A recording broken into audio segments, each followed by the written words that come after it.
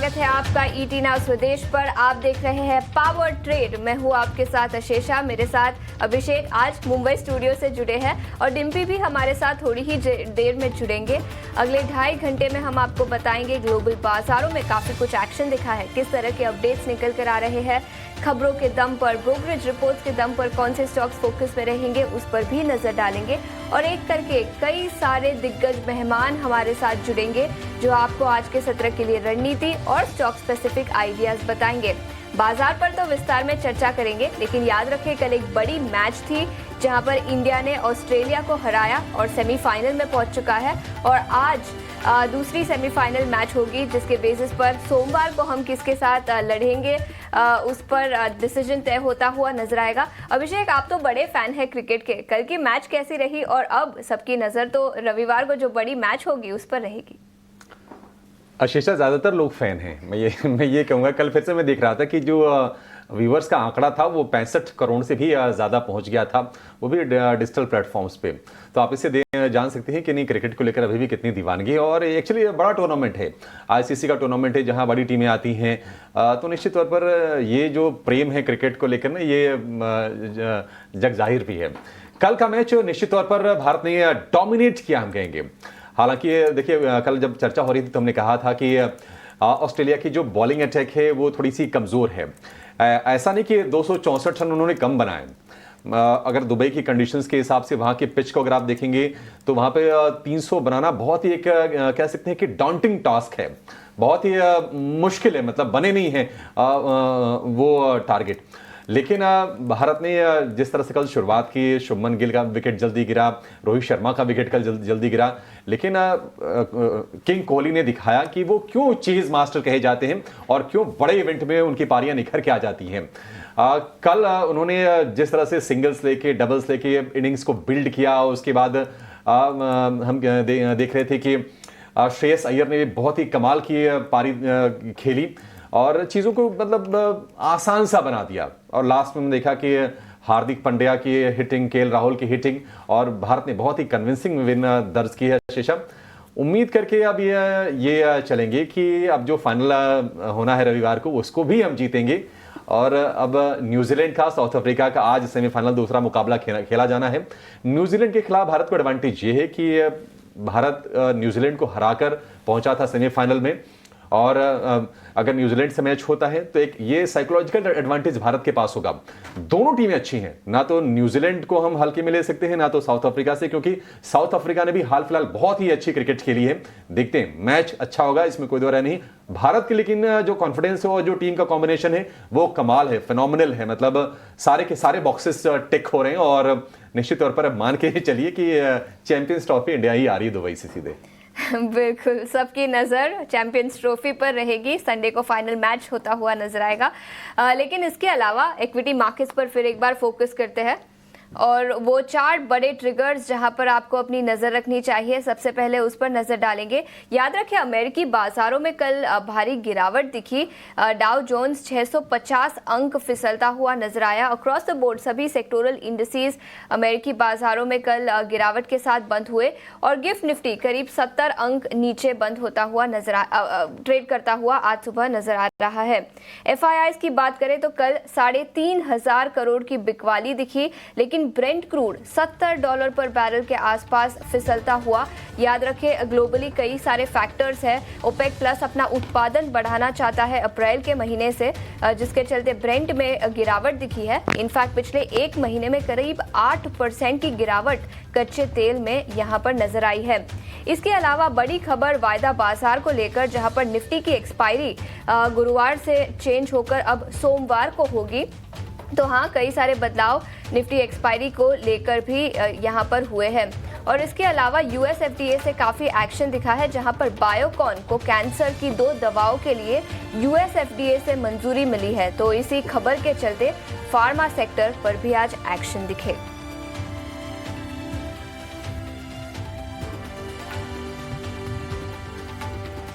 तो ये 4 बड़े ट्रिगर्स जहां पर आपको अपनी नजर रखनी चाहिए। बट अमेरिकी राष्ट्रपति डोनाल्ड ट्रंप US कांग्रेस में भाषण दे रहे हैं, आइए आपको सुनाते हैं। From now on, schools will kick the men off the girls' team, or they will lose all federal funding.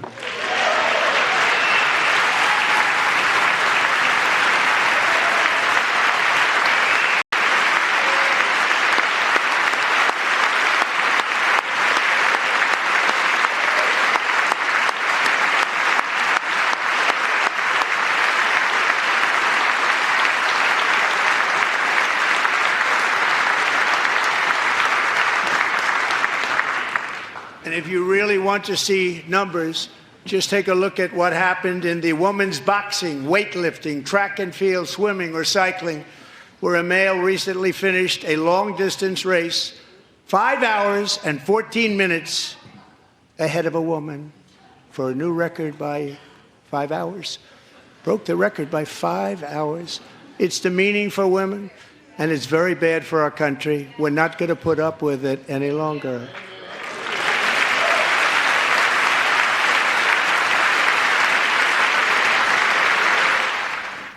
अमेरिकी राष्ट्रपति डोनाल्ड ट्रंप से कुछ बयान आते हुए उन्होंने फिर एक बार कहा कि अमेरिकन इकोनॉमी पर इनकी फोकस रहेगी और मेक अमेरिका ग्रेट अगेन इनका हमेशा से ही फोकस रहा है, तो यहाँ पर भी हमारी नज़र रहेगी। लेकिन ग्लोबल बाज़ारों पर नज़र डालते हैं। कल दूसरे दिन लगातार अमेरिकी बाज़ारों में गिरावट दिखी। अभिषेक, अमेरिकी बाज़ारों में तो गिरावट थी ही, लेकिन कमोडिटी मार्केट में भी कल काफ़ी एक्शन दिखा, बताएं। आशीषा, देखिए कल हमने फॉलोअप सेलिंग देखी है अमेरिका में और 600-650 अंक हमने परसों भी देखा डाउ को गिरते हुए, कल भी उतनी ही गिरावट रही है। हालांकि नैस्डैक ने थोड़ा सा डैमेज कंट्रोल किया और दिन के निचले स्तर से 300-325 अंकों के आसपास की रिकवरी हमने नैस्डैक में देखी कल के सत्र में। लेकिन वही है कि यहाँ टैरिफ को लेकर चिंताएं हैं। अभी हम डोनाल्ड ट्रंप को सुन रहे थे, राष्ट्रपति बनने के बाद पहली बार वो यूएस कांग्रेस यानी जो वहाँ की संसद है उसको संबोधित कर रहे थे और उनका स्टैंस वही है, वो कह रहे कि नहीं टैरिफ के फॉर्म में $1 ट्रिलियन अमेरिका में आएंगे। अब ये सब सुनने में तो अच्छा लगता है, लेकिन जैसा कि वॉरेन बफेट ने भी कहा है कि अल्टीमेटली जो भी टैक्स लगेगा कंज्यूमर ही पे करेगा, तो टैक्स सामानों पे लग रहा है और ये वहां पर इन्फ्लेशन को भी हवा दे सकती है। ठीक है, ट्रंप को पसंद करने वाले की अपनी राय हो सकती है, उनके अपने विचार हो सकते हैं, लेकिन ये जो सिचुएशन डेवलप हो रही है ना, ये कतई ठीक नहीं है। कनाडा पर, मैक्सिको पर, चाइना पर फिर से एडिशनल 10%, बाकी रेसिप्रोकल टैरिफ की बात की है ट्रंप ने कि बाकी देश जैसा हमारे साथ कर रहे हैं हम उनके साथ उस तरह का सलूक करेंगे, तो कहीं ना कहीं ग्लोबल सप्लाई चेन में थोड़ी सी अस्थिरता का माहौल इससे पैदा हो सकता है और देखना होगा कि आगे किस तरह के इंपैक्ट और निकल के आते हैं। हाल फिलहाल थोड़ी घबराहट हमने जरूर देखी है। कल भी अमेरिकी बाजार में कमजोरी रही। अगर हम एशिया की बात करें तो एशिया में आज हालांकि उतनी कमजोरी नहीं है। चाइना ने अपनी इन्फ्लेशन को लेकर, जीडीपी ग्रोथ को लेकर, बजट डेफिसिट को लेकर कुछ टारगेट्स दिए हैं और हम देख रहे हैं कि हांगकांग के बाजार में करीब 400-450 अंकों के आसपास की तेजी है। निकेई में भी थोड़ी सी तेजी पर कारोबार हो रहा है। चीन के बाजार भी ऊपर है। चाइना ने जो डेफिसिट टारगेट जो दिया है उसकी काफी चर्चा हो रही है और ये जो लेवल है ना, ये 2010 के बाद हम देख रहे हैं, यानी कि 15 साल के बाद ये डेफिसिट का टारगेट चीन ने दिया है और ये माना जा रहा है कि ग्रोथ को मजबूत करने के लिए, ग्रोथ को बढ़ाने के लिए ही चीन का ये फैसला हो सकता है। 2025 के लिए जो जीडीपी ग्रोथ का टारगेट है वो 5% का, इन्फ्लेशन का टारगेट रखा है 2% का। तो ये चीन से कुछ अच्छी चीजें वहां की इकोनॉमी को सुधारने के लिए, अगेन अगर चाइना में बेहतरी होती है, भारत के लिए थोड़ा सा नुकसान हो जाएगा एफआईज के फ्रंट पर, जो कि ऑलरेडी रूठे हुए हैं। हमारे यहाँ से लगातार बिकवाली चली रही है। अगर हम कमोडिटीज की बात करें तो हमने देखा कि डॉलर थोड़ा वीक हुआ है और डॉलर की वीकनेस के चलते सोने को सपोर्ट मिला। भाव फिर से $2925 के आसपास है। कच्चे तेल में हम कमजोरी देख रहे हैं और भाव ब्रेंट क्रूड के $70 के नीचे भी डिप किए थे, डिप करके थोड़ा सा ऊपर आए हैं और दरअसल ओपेक प्लस देशों ने फैसला किया है कि अप्रैल से आउटपुट को बढ़ाएंगे। उसके चलते कच्चे तेल को सपोर्ट भी मिलते हुए हम कच्चे तेल में हम नरमी ऊपरी स्तरों से देख रहे हैं क्योंकि सप्लाई इंप्रूव हो जाएगी। लेकिन ओवरऑल अगर हम देखें गिफ्ट निफ्टी को अगर आप देखेंगे तो आपका कॉन्फिडेंस फिर से थोड़ा शेक होगा क्योंकि 10 दिन की लगातार गिरावट निफ्टी में हो चली है और गिफ्ट निफ्टी आज फिर से 60-65 अंक नीचे खुलने के ही संकेत दे रहा है। और टैरिफ को लेकर जो ट्रंप के जो बयान आ रहे हैं ना, वो परेशान कर रहे हैं, इरिटेट कर रहे हैं। मतलब किसी दिशा में चीजें बढ़ती हुई नहीं दिख रही हैं। अगर आप हर देश के साथ ये रिटेलिएटरी रेसिप्रोकल टैरिफ अगर लगाएंगे तो फिर बाकी देश में फिर मजबूर होते हैं। फिर वो हो भी रहा है, जैसा कि चाइना ने कहा है कि वो भी लगाएंगे टैक्स। फिर देखते हैं कि आगे क्या माहौल बनता है। लेकिन हाँ, शॉर्ट टर्म में सेंटिमेंट कतई ठीक नहीं है और एफआईज के जो आंकड़े आ रहे हैं वो लगातार बिकवाली के ही आ रहे हैं। तो इन आंकड़ों को कैसे समझें? क्या बाजार 10 दिनों की गिरावट के बाद आज थमने के संकेत दे सकता है? क्या 22,000 के आसपास एक ब्रीदर लेगा निफ्टी? यहां से हम रिवर्सल की उम्मीद करें या नहीं करें, इसको थोड़ा विस्तार से समझेंगे। दिल्ली स्टूडियो से हमारे सहयोगी डिम्पी कालरा भी हमारे साथ जुड़ गए हैं। डिम्पी, पहले एफआईज पर आते हैं। रोज की कहानी वही है, लगातार 90वें सत्र में बिकवाली का आंकड़ा आया है। कल भी हमने देखा कि सेल के ही फिगर आए हैं। आप बताइए किस तरह से देख रहे हैं एफआईज के आंकड़ों को? No change in holdings, already सारी चीज़ें आपने मोटा मोटी रफ बता दी हैं और मेरे पास ऐसा नया भी नहीं है बताने के लिए कि एफआईज की क्यों बिकवाली चल रही है इंडिया के अंदर। बट हाँ, इतना है जैसे भी डेरिवेटिव एक्सपायरी के अंदर कुछ चेंजेस किए गए और वो मंडे को कर दी जा रही है, वो अपने वॉल्यूम को बढ़ाने के लिए है ना। तो उनका ट्रैक रिकॉर्ड है अपना कि भी आप थर्सडे को होता था, बीच में क्या है फ्राइडे का छुट्टी रहता है, फिर उसके बाद 2 दिन का छुट्टी, एक दिन फ्राइडे का काम होता है, फिर 2 दिन की छुट्टी हो जाती है। तो उसको थोड़ा सिमेट्री करने के लिए मेरे को लग रहा है मंडे वाला डिसीजन ठीक है। बट इससे क्या कोई फ़र्क पड़ जाएगा ट्रेडिंग पे, मेरे को ऐसा कुछ खास समझ में आता नहीं है। ये तो सिर्फ इंटरनल पैटर्न है जिसको हम ठीक कर रहे हैं। एक्चुअली में हमको दवाई बाहर से चाहिए जो कि एफआईज की है, वो भी इस समय थोड़ा मार्केट्स के अंदर एब्सेंट है।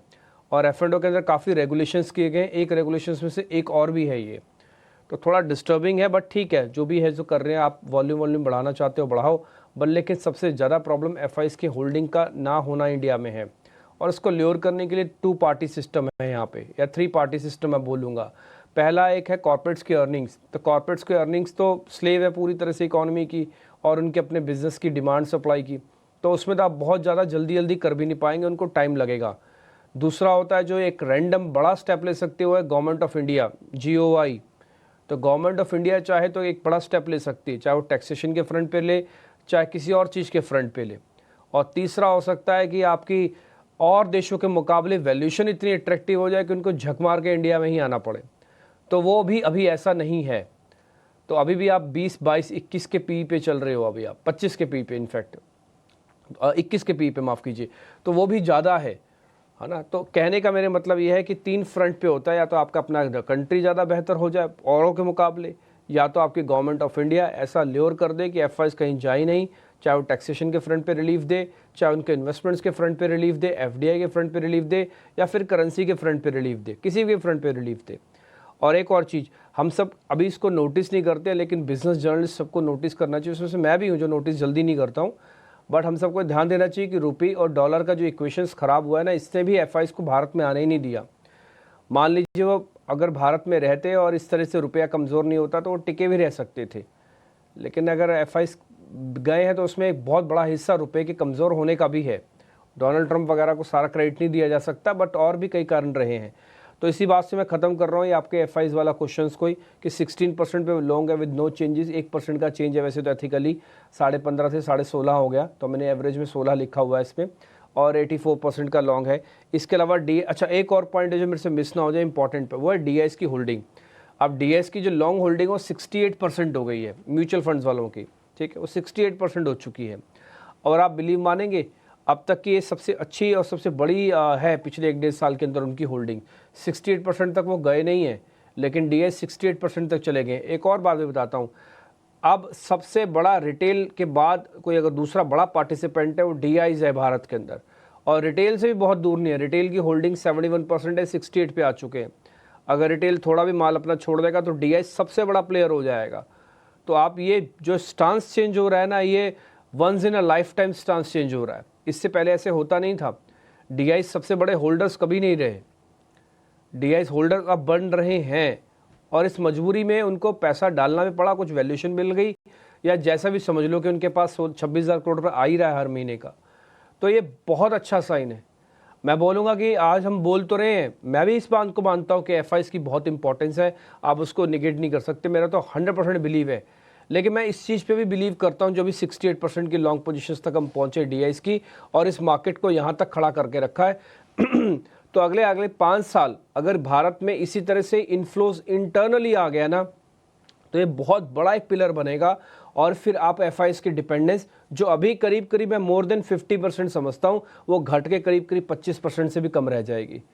तो ये बहुत अच्छा साइन है डीआईज का, और मैं बोलूँगा इसमें गवर्नमेंट का कम क्रेडिट है और इसमें लोगों का ज़्यादा क्रेडिट है।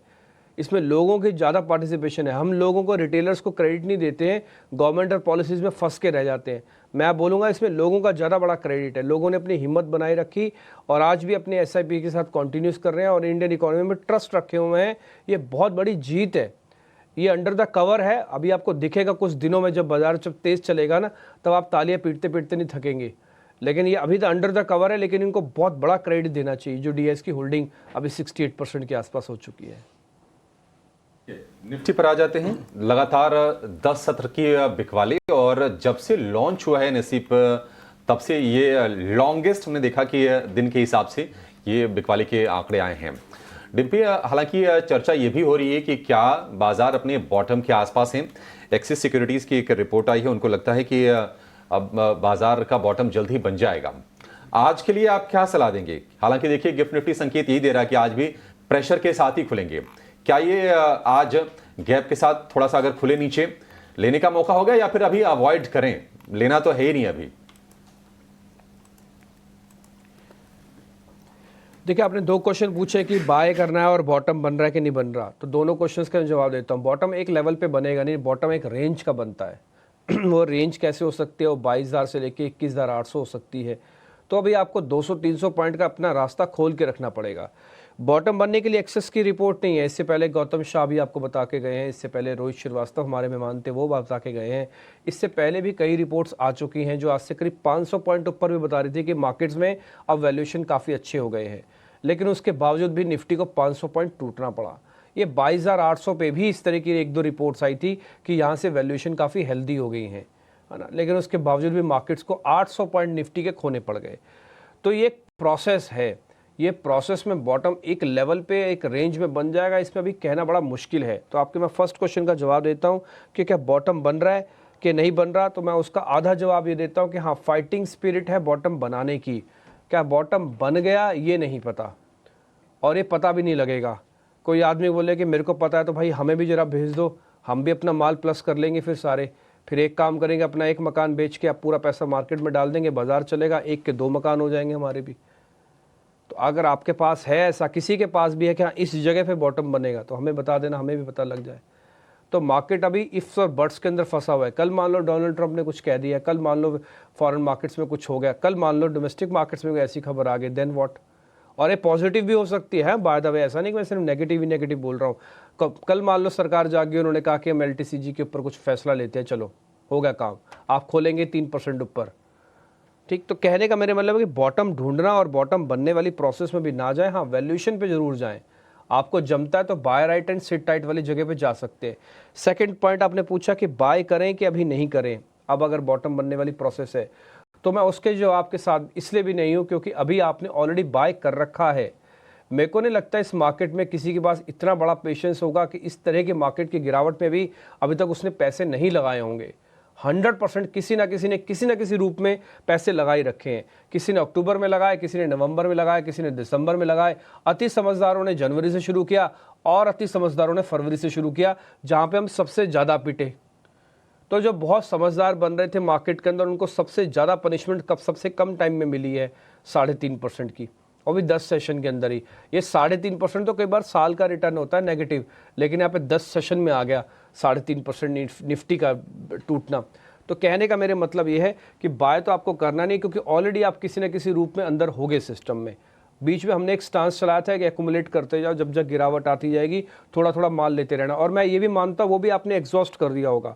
और बहुत ऑनेस्टी के साथ बोलता हूँ, मेरे को कोई ना ही किसी के लल्लो पच्चो करनी है, ना ही मेरे को कुछ प्रूव करना है। मैंने प्रूव कर चुका है जो मैंने करना था लाइफ में अपने, ठीक। मेरे कहने का सिंपल सा मतलब ये है कि अब आप कुछ मत करो, ना तो बाय करो, ना ही एक्यूमुलेट करो, ना ही सेल करो। आप शांति से बैठ जाओ, जो ले रखा है आपने पहले उसको तो बचा लो। और मैं आपको बताता हूँ एग्जांपल के लिए कैसे। मान लो आपने 4 लॉट 5 लॉट ले रखे हैं, आपका डेली मार्जिन आ रहा है, क्योंकि आप तो 2 लाख रुपए लेके निफ्टी ले रहे हो। अब मान लो निफ्टी आपकी टूट गई 700 पॉइंट, तो आपसे ब्रोकर फोन करके बोलेगा सर मार्जिन पूरा करो तो लॉट काटूँ, तो वो आपको ना रोज का पैसा भी देना पड़ सकता है। बाजार अगर रोज गिर रहा है ना, तो इसलिए उसको थोड़ा सा बचाओ, नया खरीदने के चक्कर में मत रहो। ठीक है, वैल्यूएशन अच्छी है, मैं भी समझता हूँ यहाँ पे पैसा लगना चाहिए, लेकिन जो लगा हुआ है उसको कैसे करेंगे फिर बॉस, मैनेज कैसे करेंगे? नहीं चला मान लो मैं यहाँ से 20 दिन मार्केट, देन व्हाट, तब क्या होगा, है ना? तो ये सिर्फ बहुत बेसिक सी है। 22,000 के मैं लेवल्स पे आके खत्म कर रहा हूँ इसको। 22,000 का इंपॉर्टेंट सपोर्ट एरिया है जिस पे हम आके अभी खड़े हुए हैं। 21,800 से 22,000 के बॉटम बनाने की प्रोसेस है, फाइटिंग स्पिरिट है।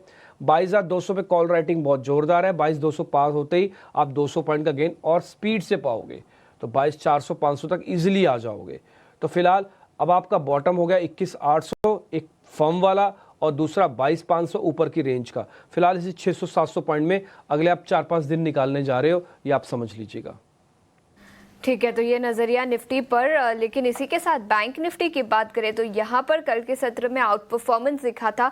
निफ्टी तो करीब 40 अंकों की गिरावट के साथ बंद हुआ, लेकिन बैंक निफ्टी की बात करें तो 130 अंकों की तेजी के साथ 48,300 के लेवल्स के आसपास। और कल क्लोजिंग के शो में भी हमने डिम्पी से चर्चा की थी और उनका मानना था कि 48,300 ये एक इम्पॉर्टेंट लेवल उन्हें नज़र रखनी थी इस लेवल पर। लेकिन अब कौन से लेवल्स पर नज़र रखें और क्या बैंक निफ्टी का आउट परफॉर्मेंस जो कल दिखा था क्या वो कंटिन्यू होता हुआ नजर आएगा? कौन से लीडर्स होंगे यहाँ पर?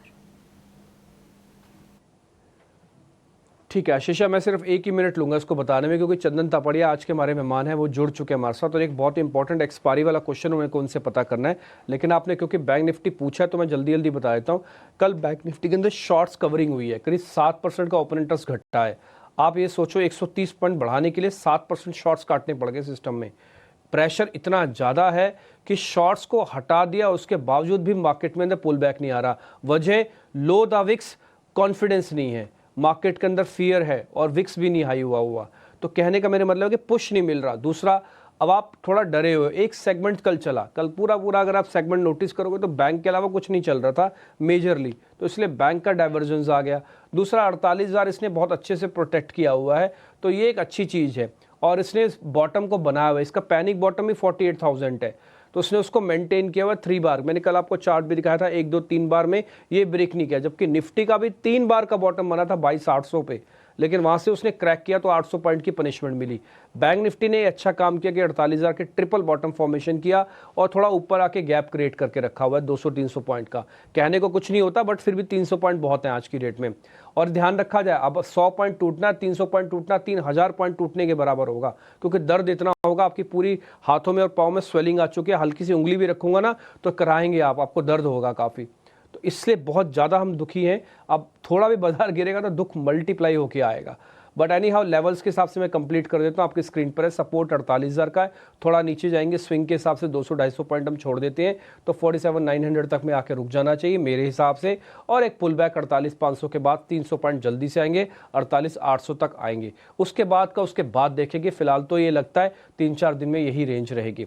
चंदन तापड़िया आज के हमारे मेहमान हमारे साथ जुड़ चुके हैं। हमने उनसे स्पेशल रिक्वेस्ट की थी कि सर ये जो एक्सपायरी चेंजेस हुए हैं इस पे थोड़ा आपका एक तो हमको इंटेलिजेंस चाहिए और थोड़ा इंडेक्स पे एक व्यू पॉइंट चाहिए। चंदन सर बहुत शुक्रिया, first of all thank you very much.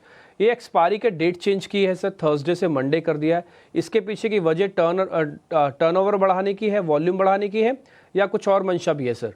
Chandan sir नमस्ते।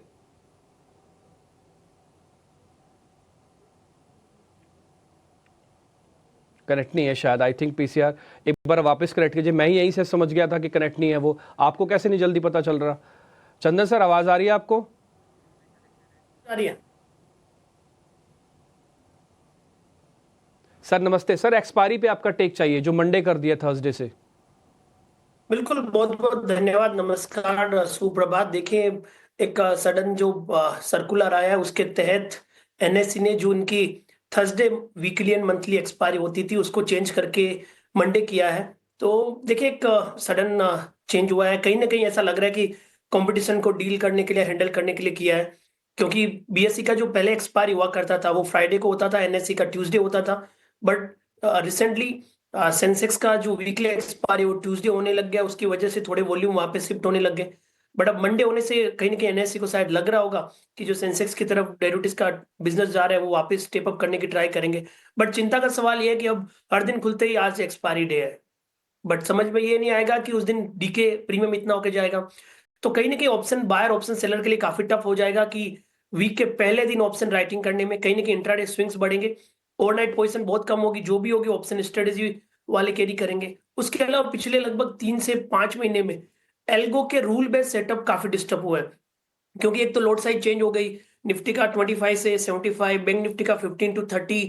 उसके अलावा कुछ एक्सपायरी चेंज हो गई। बैंक निफ्टी की जो वीकली एक्सपायरी होती थी वेंसडे को, उसको एलिमिनेट किया है। तो इतने सारे चेंजेस से अब बैक टेस्टिंग के डेटा मिलने मुश्किल हो जाएंगे। अभी तक जो निफ्टी के बैक टेस्टिंग डेटा थे वीकली एक्सपायरी के, वो थर्सडे थे। अब मंडे होने के बाद सेम डे के बैक टेस्टिंग डेटा होंगे नहीं। तो ये सारे कंसर्न्स हमें रहेंगे और कहीं ना कहीं इनको समझना पड़ेगा कि बाजार कैसे लेते हैं। बट एक बार के लिए थोड़ा अड़चन होगी कि कैसे ही से एक वीक के पहले दिन मार्केट खुला और खुलते एक्सपायरी है, तो उसके बाद के प्रीमियम क्या होंगे या फिर वीकेंड में डीके कितना होगा। यूजुअली हम देखते हैं कि एक्सपायरी से एक दिन पहले बड़ा डीके होता है, बट अब एक्सपायरी से एक दिन पहले तो 2 वीकेंड है, तो मेरे को लग रहा है कि प्रीमियम डिक्लाइन होके खुलेंगे और उसके बाद में इंट्राडे स्विंग होते हुए नजर आएंगे। तो ये काफी एक बड़ा डायनेमिक होगा और हमारे लिए सब चीज एक नई तरह से समझने के लिए होगी बाजार में। चंदन जी, कहा यह भी जा रहा है कि जिस तरह से बीएसई पर वॉल्यूम बढ़ रहे थे उसके चलते ही एक दिन पहले ही बल्कि एनएसई ने अपना ये शिफ्ट कर दिया एक्सपायरी का डे। क्या आपको भी लगता है कि ये रीजन हो सकता है? और दूसरी चीज, क्या अब मंडे को लोगों को आदत डालें कि बड़े गैप के साथ गैप डाउन गैप ओपनिंग की शुरुआत निफ्टी की होगी? ऐसी आशंका आपको भी लग रही है? जी नमस्कार। देखिए, सबसे पहले तो बिल्कुल कहीं ना कहीं ऐसा लग रहा है कि बीएसई में लगातार वॉल्यूम बढ़ते जा रहे हैं डेरिवेटिव्स के, और बीएसई ने काफी कंट्रीब्यूट किया इंडियन डेरिवेटिव्स मार्केट में पिछले साल भर की बात करें, और लगभग 18 से 20% टोटल डेरिवेटिव्स का टर्नओवर होने लग गया यहाँ पे। और उसका रीजन यही था कि उन्होंने फ्राइडे की एक्सपायरी को ट्यूसडे शिफ्ट किया। और तो सबसे पहला तो यही था कि बीएसई में जिस हिसाब से वॉल्यूम जा रहे हैं उसको कैसे हैंडल किया जाए, उस वॉल्यूम को कैसे वहां पे रिटेन किया जाए एनएसई। और बिल्कुल अब मंडे को गैप अप गैप डाउन की आदत डालनी पड़ेगी, क्योंकि डे खुलते ही एक्सपायरी डे, तो मेरे को लग रहा है मंडे बहुत बड़ा वोलेटाइल डे हो जाएगा। पहले मेरे को याद है, आपको बताऊंगा कि थर्सडे हमारा एक मेन डे होता था और सबको मालूम था कि आज थर्सडे है, आज बहुत काम रहेगा, आज हमें बाजार में रहना है। बट अब ऐसा होगा वीक के पहले दिन ही आपका खुला और खुलते ही आपका एक्सपायरी डे हो गया। प्रीमियम कम रहेंगे क्योंकि एक्सपायरी डे है, थीटा के बड़ा होगा क्योंकि खुलते ही पहला दिन एक्सपायरी, उससे पहले वीकेंड है, वीकेंड का रिस्क नहीं रहेगा। तो आई थिंक हमें आदत डाल लेनी चाहिए। बट अगेन अभी तक नहीं मालूम रेगुलेटर और एक्सचेंज क्या क्या बदलाव ले रहे हैं, क्योंकि पिछले 3 महीने में बहुत सारे बदलाव हो चुके हैं। Mark to mark margin calculation का अभी 4-5 दिन पहले एक सर्कुलर आया था, उसमें ओपन इंटरेस्ट कैलकुलेशन का भी बदलाव लेके आए हैं। तो काफी बदलाव हो चुके हैं और मेरे हिसाब से ये बदलाव जब होंगे तब जाके यहाँ पे पूरी स्टेबिलिटी होगी। तब तक बाजार में swing trader, rule based trader, writer, buyer, उनके लिए इजी नहीं रहेगा, उनको नई परिस्थिति में अपने आप को अपडेट और अपग्रेड करना पड़ेगा। कई सारे रेगुलेटरी चेंजेस पिछले कुछ महीनों में दिखे हैं और अब जो एक्सपायरी है उसे चेंज किया गया है। 4 अप्रैल से ये बदलाव लागू होंगे। चंदन, आपने इस पर तो चर्चा की, लेकिन आज सुबह मॉर्निंग कॉल्स आपके कौन से होंगे? कहां पर खरीदारी के मौके आपको नजर आ रहे हैं? जी देखिए, आज का पूरा मूड और माहौल है वो कहीं ना कहीं एक्सपायरी के डे चेंज के लिए लगा हुआ है, क्योंकि थर्सडे हमारा एक फेस्टिवल होता था और हम तो मानते थे कि हम थर्सडे के लिए बने, क्योंकि एक्सपायरी डे को प्रिडिक्ट करना बहुत इजी होता था। बट धीरे धीरे इतने दिनों से इतने डायनामिक्स चेंज हो गए कि डेटा को स्टडी करके एग्जैक्ट एक्सपायरी का लेवल निकालना काफी मुश्किल हुआ। बट यस, स्टॉक स्पेसिफिक बात करें तो कहीं ना कहीं पहला ट्रेड मेरा रहेगा इंडिगो। इंडिगो चार्ट सेटअप अच्छा है, कहीं ना कहीं इंडिया में भले ही इक्विटी मार्केट गिर रहे हैं, एफआईएस की सेलिंग आ रही है, बट कहीं ना कहीं कंजम्पशन थीम है, उस पर फोकस रहेगा। और इंडिगो एक one of the strongest counter है जो 7-8 दिनों के कंसोलिडेशन के बाद में ब्रेकआउट दिखा रहा है। इनफैक्ट डेली और वीकली चार्ट में देखें तो एक ट्रायंगल ब्रेकआउट भी देखने को मिल रहा है। और वैसे भी पिछले लगभग 4-5 दिन से मैं काफी ट्रेवल कर रहा हूँ और आपको बताऊंगा हर एयरपोर्ट में आपको एयर ट्रैफिक मिलता जा रहा है। तो कहीं ना कहीं कंजम्पशन है, लोगों के पास में स्पेंडिंग पावर बढ़ रहा है और चार्ट में देखें तो टेक्निकल ब्रेकआउट भी है। तो इंडिगो पे खरीदारी की सलाह रहेगी। 4,490 का सपोर्ट रहेगा, ऊपर में लगभग 4,800 के टारगेट रहेंगे। तो मेरी तरफ से इस मार्केट में पॉजिटिव मोमेंटम और हाई स्पीड को प्ले करने के लिए इंडिगो पे खरीदारी की सलाह रहेगी।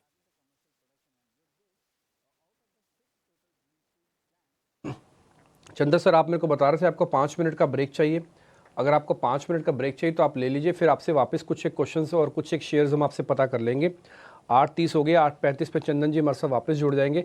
सर आप ब्रेक ले लीजिए, 5 मिनट बाद हम आपको वापस से कनेक्ट करते हैं। इन बिटवीन आपके जो हमने ट्रेड रखे हैं एक बार उस पर चर्चा कर लेते हैं और मेरे दोनों सहयोगी जुड़ जाएंगे ताकि खबरों वाले शेयर, ब्रोकिंग हाउसेस की रिपोर्ट्स है, ये सब हम आपके सामने रख पाएँ। पहले तो इंडिगो ध्यान दीजिएगा।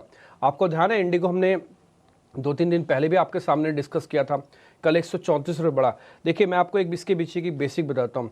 ना तो डोनाल्ड ट्रंप, ना ही ग्लोबल पैरामीटर्स, ना ही चाइना, ना ही भारत, ना ही कोई और बड़ा देश अभी ये नहीं चाहेगा कि क्रूड के दाम बढ़ें। ऑलरेडी सारे डायनामिक्स ओपन है, कब पता नहीं किसके साथ क्या हो जाए। इसलिए एक फैक्टर जो सबके साथ में कॉमन है, दैट इज कॉल्ड क्रूड। उसको बढ़ता हुआ कोई नहीं देखना चाहता, कोई भी नहीं देखना चाहता, लड़ने वाले उस तरफ क्या इस तरफ के भी हों। तो उसका बड़ा बेनिफिट इसके पास आ सकता है। सामने गर्मियों की छुट्टियां हैं, हॉलीडे सीजन शुरू होने को है, तो इंडिगो एक one of the best play है। मार्केट में 65% प्ले रखता है और शेयर ज़्यादा टूटा हुआ भी नहीं है। दिखा सकते हो इसका लाइन चार्ट आप? अगर जल्दी से दिखा पाओ तो 2-2.5 महीने आप चेक कर लो जब से बाजार टूट रहा है, इंडिको बहुत ज़्यादा नहीं टूटा हुआ। तो ये एक पॉइंट टू बी नोटिस है, जो कि एक अच्छा शेयर है। ऑलरेडी 134 रुपये कल चला हुआ है, थोड़ा ध्यान दीजिएगा इसके अंदर। शरद हमारे साथ जुड़ चुके हैं ताकि खबरों वाले शेयर्स आप तक हम रख पाएँ। शरद, गुड मॉर्निंग, बताएं जरा आज के स्टॉक्स इन न्यूज़।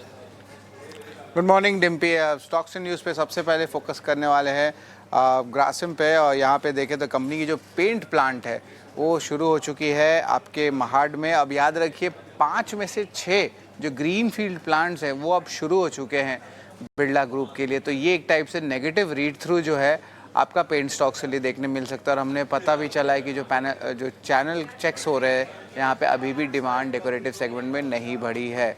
ओवरऑल इनका कंबाइंड कैपेसिटी जो है 1000 मिलियन लीटर्स के ऊपर हो जाने वाला है। ये ग्रासिम इंडस्ट्रीज़ का स्टोरी है। ओला इलेक्ट्रिक के लिए नेगेटिव न्यूज़ फ्लो है।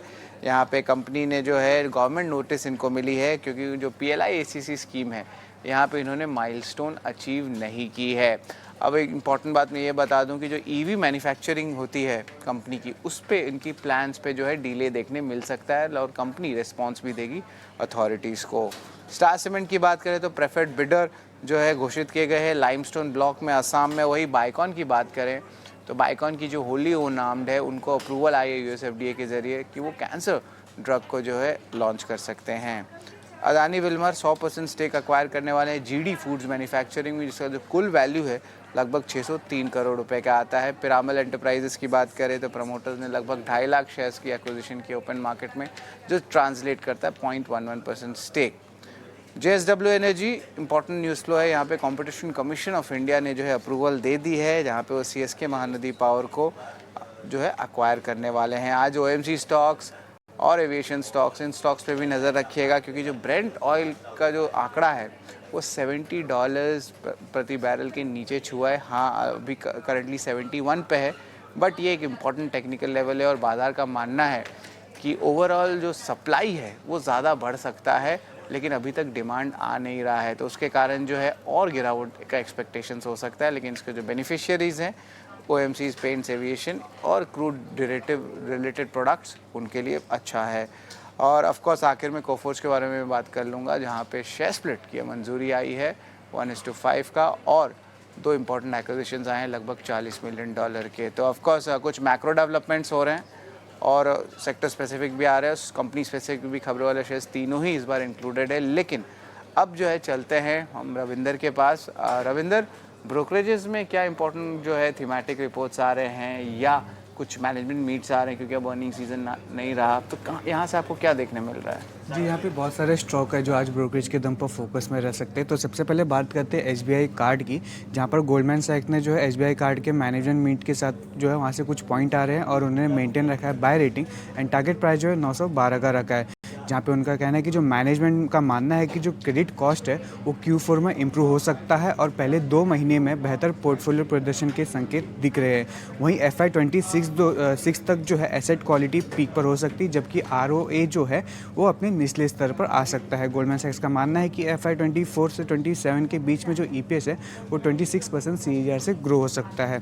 अगला जो स्टॉक फोकस में रह सकता है पॉलीकैब, जहाँ पर मॉर्गन स्टैनली ने जो है मेंटेन रखा है overweight rating and target price जो 7395 का रखा है, जहाँ पे उन्होंने कहा है कि जो इन्फ्लेशनरी प्रॉपर मोमेंटम है वो एड करेगा रियलाइजेशन को Q4 में, और जो एक्सपोर्ट का जो अभी स्ट्रॉन्ग मोमेंटम है वो Q4 में भी कंटिन्यू रह सकता है। और US द्वारा चाइना और मैक्सिको में टैरिफ लगाने को जो लगा रही है, उसके चलते इंडिया का जो वायर्स एंड केबल सेगमेंट है उसको जो है बेनिफिट देखने मिल सकता है, और न्यू कंपटीशन से भी जो कहीं ना कहीं ज़्यादा इफेक्ट देखने नहीं मिल सकता है पॉलीकैब को अगले 4 से 5 साल में। और नियर टर्म में जो है 12 से 14% का मार्जिन देखने को मिल सकता है, वहीं लॉन्ग टर्म में 11 से 13% का देखने को मिल सकता है। अगला जो स्टॉक आज फोकस में रह सकता है M&M फाइनेंशियल सर्विसेज, जहां पर JP मॉर्गन ने मेंटेन रखा है ओवरवेट रेटिंग एज्यूम कवरेज के साथ, और टारगेट प्राइस जो 320 का रखा है, जहां पे उनका कहना है कि जो पॉजिटिव रूरल मोमेंटम है उससे एक अच्छी ग्रोथ देखने को मिल सकती है M&M फाइनेंशियल सर्विसेज में। और जो फेवरेबल रेट कट है, इंप्रूवमेंट जो है कोर फी और पॉजिटिव ट्रैक्टर साइकिल के चलते कंपनी का जो निम्स है उसमें भी जो है ग्रोथ देखने मिल सकता है। और ROE जो है वो उसमें वो रीसेट है 1.8% से 2% पर, जो रीजनेबल है। आखिर में बात करेंगे वरुण बेवरेजेस की, जहाँ पर जेफरीज ने मेंटेन रखा है buy rating and target price जो 715 का रखा और उन्होंने जो है इस स्टॉक को हाई कन्विक्शन लिस्ट में ऐड किया है। उनका कहना है कि चैनल चेक्स का मानना है कि जो ब्रांड है वो अच्छी मार्केट पोजीशन गेन कर रहा है। अगर बात करें वैल्यूएशन फ्रंट के, तो वैल्यूएशन फ्रंट में जो है 1 ईयर फॉरवर्ड PE जो है कंपनी का 45 टाइम्स ट्रेड कर रहा है, जो कि काफ़ी अट्रैक्टिव है। और जो अपकमिंग स्ट्रॉन्ग समर सीजन है वो एक की ट्रिगर होगा वरुण बेवरेजेस के लिए। वहीं रिटेलर्स का मानना है कि जो कस्टमर जो है पेप्सी और कोक को जो है प्रायोरिटी देते हैं, भले ही कैंपा कोला कितना भी सस्ता हो। तो इन स्टॉक्स में जो है आज कहीं ना कहीं एक्शन देखने को मिल सकता है ब्रोकरेज के दम पे। सुंदर और शरद, शुक्रिया पूरी डिटेल्स के साथ हमारे साथ जुड़ने के लिए। तो कई सारे स्टॉक्स जो खबरों के दम पर, ब्रोकरेज रिपोर्ट्स के दम पर फोकस में रहेंगे, एक करके एक सभी स्टॉक्स पर टेक्निकल नजरिया भी लेंगे। बड़े काम करते हैं, जो भी खबरों वाले शेयर हैं या फिर जो रिपोर्ट्स आई हैं उन पर अपने एक्सपर्ट से व्यू ले लेते हैं। चंदन तापड़िया हमारे साथ फिर से जुड़ गए हैं। चंदन जी, शुरुआत आपसे बायोकॉन के साथ करना चाहेंगे। बायोकॉन को लेकर अच्छी खबर आई है और खबर उनको ये मंजूरी मिली है कैंसर की 2 दवाओं के लिए USFDA से। 300 रुपये के ऊपर ये शेयर आ गया है। कल हमने तेजी देखी है बायोकॉन में। आपको लगता है कि बायोकॉन फिर से चलेगा यहाँ से? क्या व्यू होगा आपका शेयर को लेकर? देखिए, बायोकॉन में ऑलरेडी 2 दिनों से थोड़ी सी रिकवरी के संकेत मिल रहे हैं और एक मेजर सपोर्ट से काउंटर टर्न लेने की तैयारी कर रहा है। मैं आपको बताना चाहूंगा, लगभग 290-300 इसका एक मेजर हर्डल होता था लगभग इस 2024 के स्टार्ट में, और अभी रिसेंटली उन्हीं सपोर्ट को होल्ड करके टर्न हुआ है। 2 दिन पहले 291 का बॉटम बना है और कहीं ना कहीं एक लोअर टॉप लोअर बॉटम का निगेशन देखने को मिल रहा है 16-17 दिन के बाद में। तो यदि कोई भी पॉजिटिव ट्रिगर आता है तो मेरे हिसाब से प्राइस उसको एक पॉजिटिव वे में मिलेगी, क्योंकि एक मॉर्निंग स्टार या फिर नेगेटिव पैटर्न का निगेशन दोनों एक साथ देखने को मिले। आई थिंक खरीदारी की सलाह होनी चाहिए। 305 का सपोर्ट रहेगा, ऊपर में लगभग 332 तक के टारगेट बायोकॉन आपको दिखा सकते हैं। आज का सपोर्ट 332 के टारगेट बायोकॉन के लिए। अगला जो शेयर हमारी लिस्ट में है वो है वरुण बेवरेजेस का, और उस पर जेफरीज की रिपोर्ट आई है। उन्होंने खरीदारी की राय दी है। 715 रुपये प्रति शेयर का लक्ष्य भी दिया है। चंदन जी, हम देख रहे हैं कि मुंबई में खैर गर्मी की शुरुआत लगभग हो ही गई है और मौसम विभाग का भी अनुमान आया है कि इस बार जो हीट वेव रहेगी वो भी सामान्य से ज़्यादा रहेगी। तो कूलिंग सेगमेंट में हम परफॉर्मेंस ठीक देख रहे हैं। वोल्टास, ब्लू स्टार जैसे तमाम शेयर हम चलते हुए देख रहे हैं। वरुण बेवरेजेस में भी 2 सत्र से तेजी हो रही है, कल भी अच्छी तेजी रही है। ये कंटिन्यूएशन आप कब तक देख रहे हैं? हालांकि 52 वीक हाई से अभी भी शेयर करीब 200 रुपये दूर है अभी। बिल्कुल आप सही बता रहे हैं। पूरे शहर में तापमान बढ़ा है और कहीं इस बार औसत से ज्यादा गर्मी का अंदाजा लगाया जा रहा है। तो VBL आई थिंक फोकस में रहेगा और कहीं ना कहीं कंजम्पशन थीम तो वर्क करने वाली है। बट अच्छी बात यह है कि स्टॉक ऑलरेडी ऊपर के लेवल से काफी गिर चुका है। 663 से लेके लगभग 450 तक का डिक्लाइन पिछले लगभग 40 दिनों में देखा है। बट अच्छी बात है कि पॉजिटिव प्राइस पैटर्न बन रहा है, सिमिलर टू हार्मोनिक पैटर्न, कि गिरा रिकवरी वापस सेम लेवल पे गिरा है और अभी रिकवरी देखने को मिल रही है। इवन डेली और वीकली चार्ट में एक बड़े बुलिश डाइवर्जेंस देखने को मिल रहा है। तो यहाँ पे पॉजिटिव बायस बनेगा। 465 के आसपास का सपोर्ट है। एक बार के लिए 500 तक के स्विंग आपको VBL यानी कि वरुण बेवरेजेस में मिलने चाहिए। 500 रुपये तक के स्विंग आपको वरुण बेवरेजेस में मिल जाएंगे। SBI कार्ड का परफॉर्मेंस काफी शानदार रहा है। बाजार इस साल अगर आप देखेंगे तो ढीला रहा है, लेकिन SBI कार्ड ने करीब 20 से 25% के आसपास के रिटर्न्स जनरेट करके अपने निवेशकों को दिए हैं। अगर हम इस साल की बात करें, 2 महीने जो बीते हैं, गोल्डमैन सैक्स की रिपोर्ट आई है और उन्होंने खरीदारी की राय दी है। 912 रुपये प्रति शेयर का लक्ष्य दिया है और यह भी कहा है कि Q4 में क्रेडिट कॉस्ट में सुधार की उम्मीद है और बेहतर पोर्टफोलियो की भी एक्सपेक्टेशन उनको है मैनेजमेंट को। SBI कार्ड इसमें हम देख रहे हैं कि हाल फिलहाल तो बहुत चला नहीं है, लेकिन ये कि गिरा भी नहीं है। चंदन जी, किस तरह से देख रहे हैं आप शेयर को? देखिए, ओवरऑल पॉजिटिव प्राइस सेटअप है और मैं आपको बताना चाहूंगा कि ये काउंटर में काफी रेजिलियंस देखने को मिला है। पिछले हम 5-6 वीक की बात करें तो इंडेक्स में तो मुनाफा वसूली देखने को मिली है, बट इस काउंटर में कंसोलिडेटिव मूव देखने को मिला है और इनफैक्ट अपने की मूविंग एवरेजेस को काउंटर रेस्पेक्ट दे रहा है, होल्ड कर रहा है और सपोर्ट बेस्ड बाइंग यहाँ पे इंटेक्ट है। लगभग यहाँ पे 12-13 दिनों का कंसोलिडेशन कंप्लीट हुआ है। एक टेक्निकली बाय ट्रेड यहाँ पे बन रहा है। सपोर्ट रहेगा आपका 800 लगभग 18 के आसपास का। ऊपर में जो रिसेंट के आई थी 865, वहां तक का टारगेट भी SBI कार्ड छू सकते हैं। तो मेजर ट्रेंड पॉजिटिव है। 15 दिनों का कंसोलिडेशन कंप्लीट हुआ है, वापस नया मोमेंटम यहाँ पे बनना चाहिए। ठीक है, मोमेंटम बनना चाहिए SBI कार्ड के शेयर में। कल हमने देखा कि ओएमसीज में बहुत अच्छा एक्शन रहा।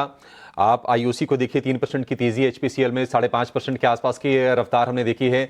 चंदन जी, अब ब्रेंट क्रूड का भाव $70 के नीचे चला गया है, एक अच्छा संकेत है और इन कंपनीज के लिए भी काफी पॉजिटिव होता है। आप जरा चेक करके बताइए कि अगर किसी को नया ट्रेड भी अगर लेना हो ओएमसीज में, तो तीनों जो प्लेयर्स हैं, बीपी, एचपी, आईओसी, उनमें से आपको सही क्या लग रहा है? देखिए, क्रूड स्टेबल है वो।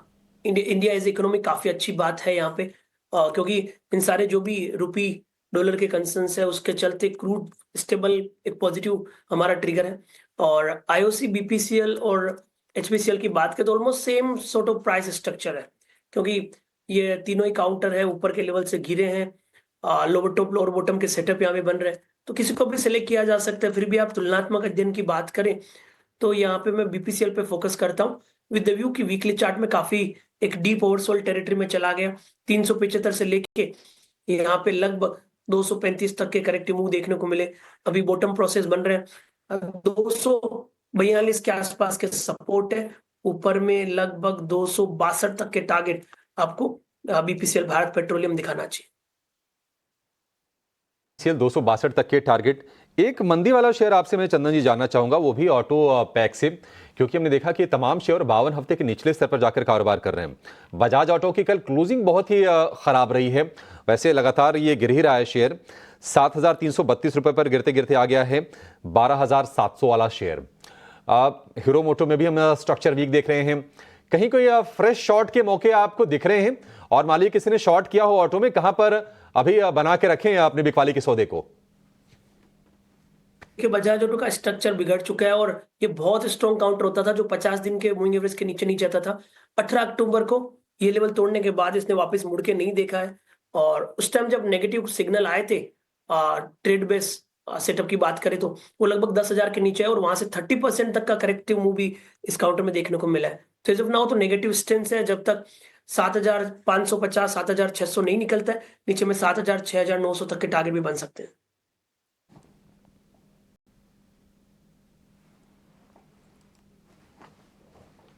बिल्कुल, तो ये नज़रिया बजाज ऑटो और इसके अलावा एचपीसीएल, बीपीसीएल जैसे ऑयल मार्केटिंग कंपनीज पर भी हमने चर्चा की। लेकिन इस बीच मोतीलाल ओसवाल के राहुल शाह भी हमारे साथ जुड़ चुके हैं। राहुल जी, गुड मॉर्निंग और शुक्रिया समय निकाल कर रीटी नाउ स्वदेश के साथ जुड़ने के लिए। जियोपॉलिटिकल फ्रंट पर काफ़ी कुछ होता हुआ पिछले कुछ दिनों में नजर आया है, टैरिफ वॉर को लेकर भी काफ़ी कॉमेंट्स निकल कर आई है। इस बीच भारतीय बाजारों में गिरावट तो दिखी है, लेकिन ब्रॉडर मार्केट और इंडेक्स लेवल की बात करें तो क्या आपको लगता है कि और भी दबाव भारतीय बाजारों में दिखाई दे सकते हैं अगले कुछ महीनों में?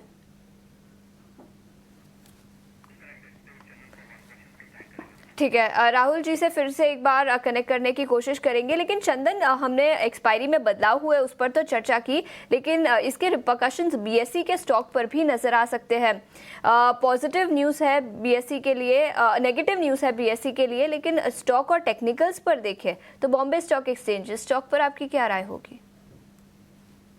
कहीं ना कहीं डेरिवेटिव्स में और दो एक्सचेंज के बीच में कंपटीशन का मामला हो सकता है यहाँ पे, क्योंकि जिस हिसाब से एक्सपायरी चेंज है, बट कहीं ना कहीं ऐसा माना जा रहा है शायद ट्रेडर्स है वो स्पेकुलेटिव मूव से ज्यादा यहाँ पे ऑप्शन स्ट्रेटजी और हेजिंग पे फोकस करें। बट सिंपली हम टेक्निकल सेटअप और स्टॉक्स के रिकमेंडेशन की बात करें तो बीएसई पिछले 7 दिनों में ऊपर के लेवल से अच्छा करेक्टिव हो चुका है। 6,000 से लेके 4,200 तक के डिक्लाइन बने। सेटअप की बात करें तो एक मेजर सपोर्ट को यहाँ पे होल्ड किया है। मेरा ऐसा मानना है कहीं ना कहीं 4,000 को वापस बेस बनाने का प्रयास करेगा।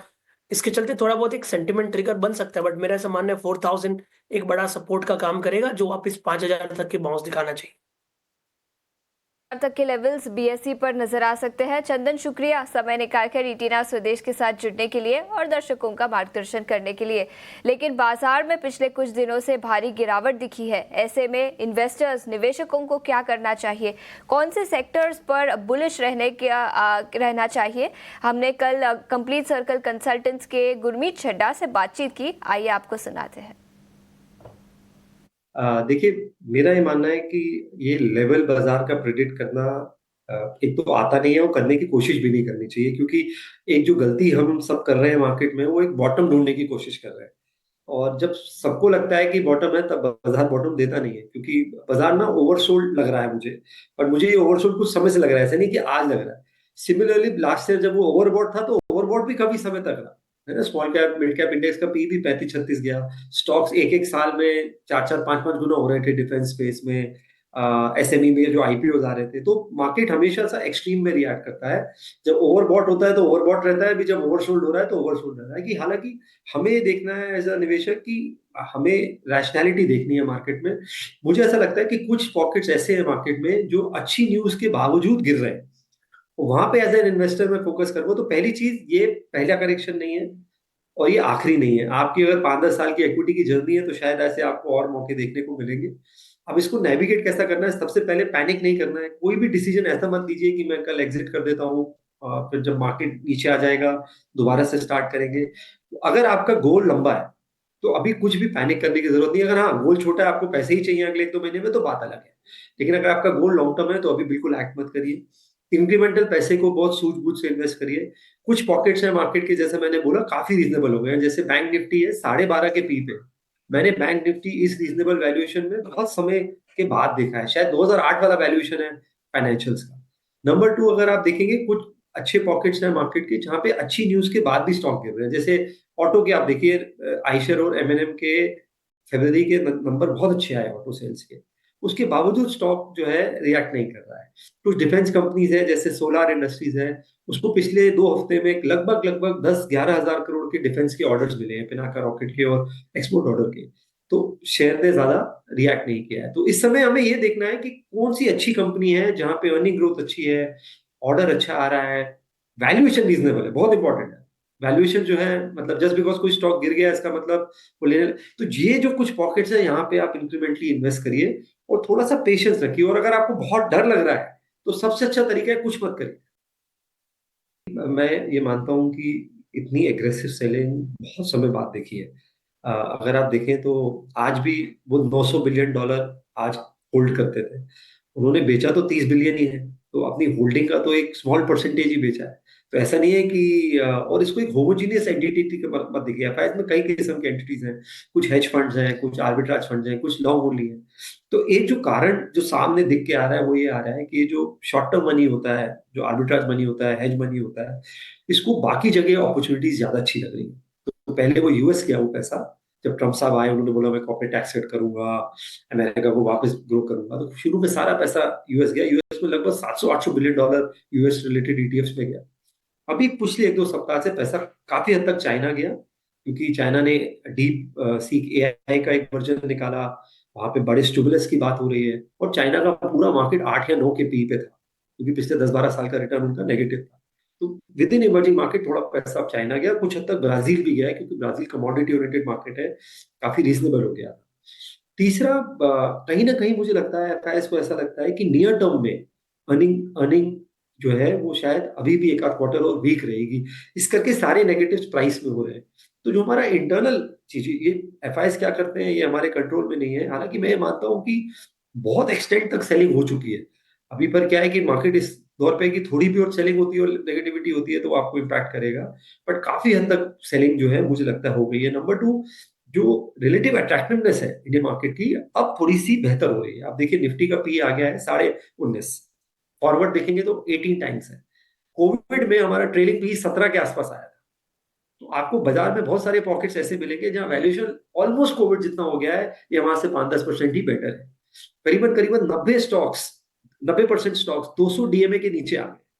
तो ये पिछले 20 साल में ऐसा 8-10 बार ही हुआ है, और जब भी आता है तो इसके आसपास बाजार कहीं एक बेस बनाता है।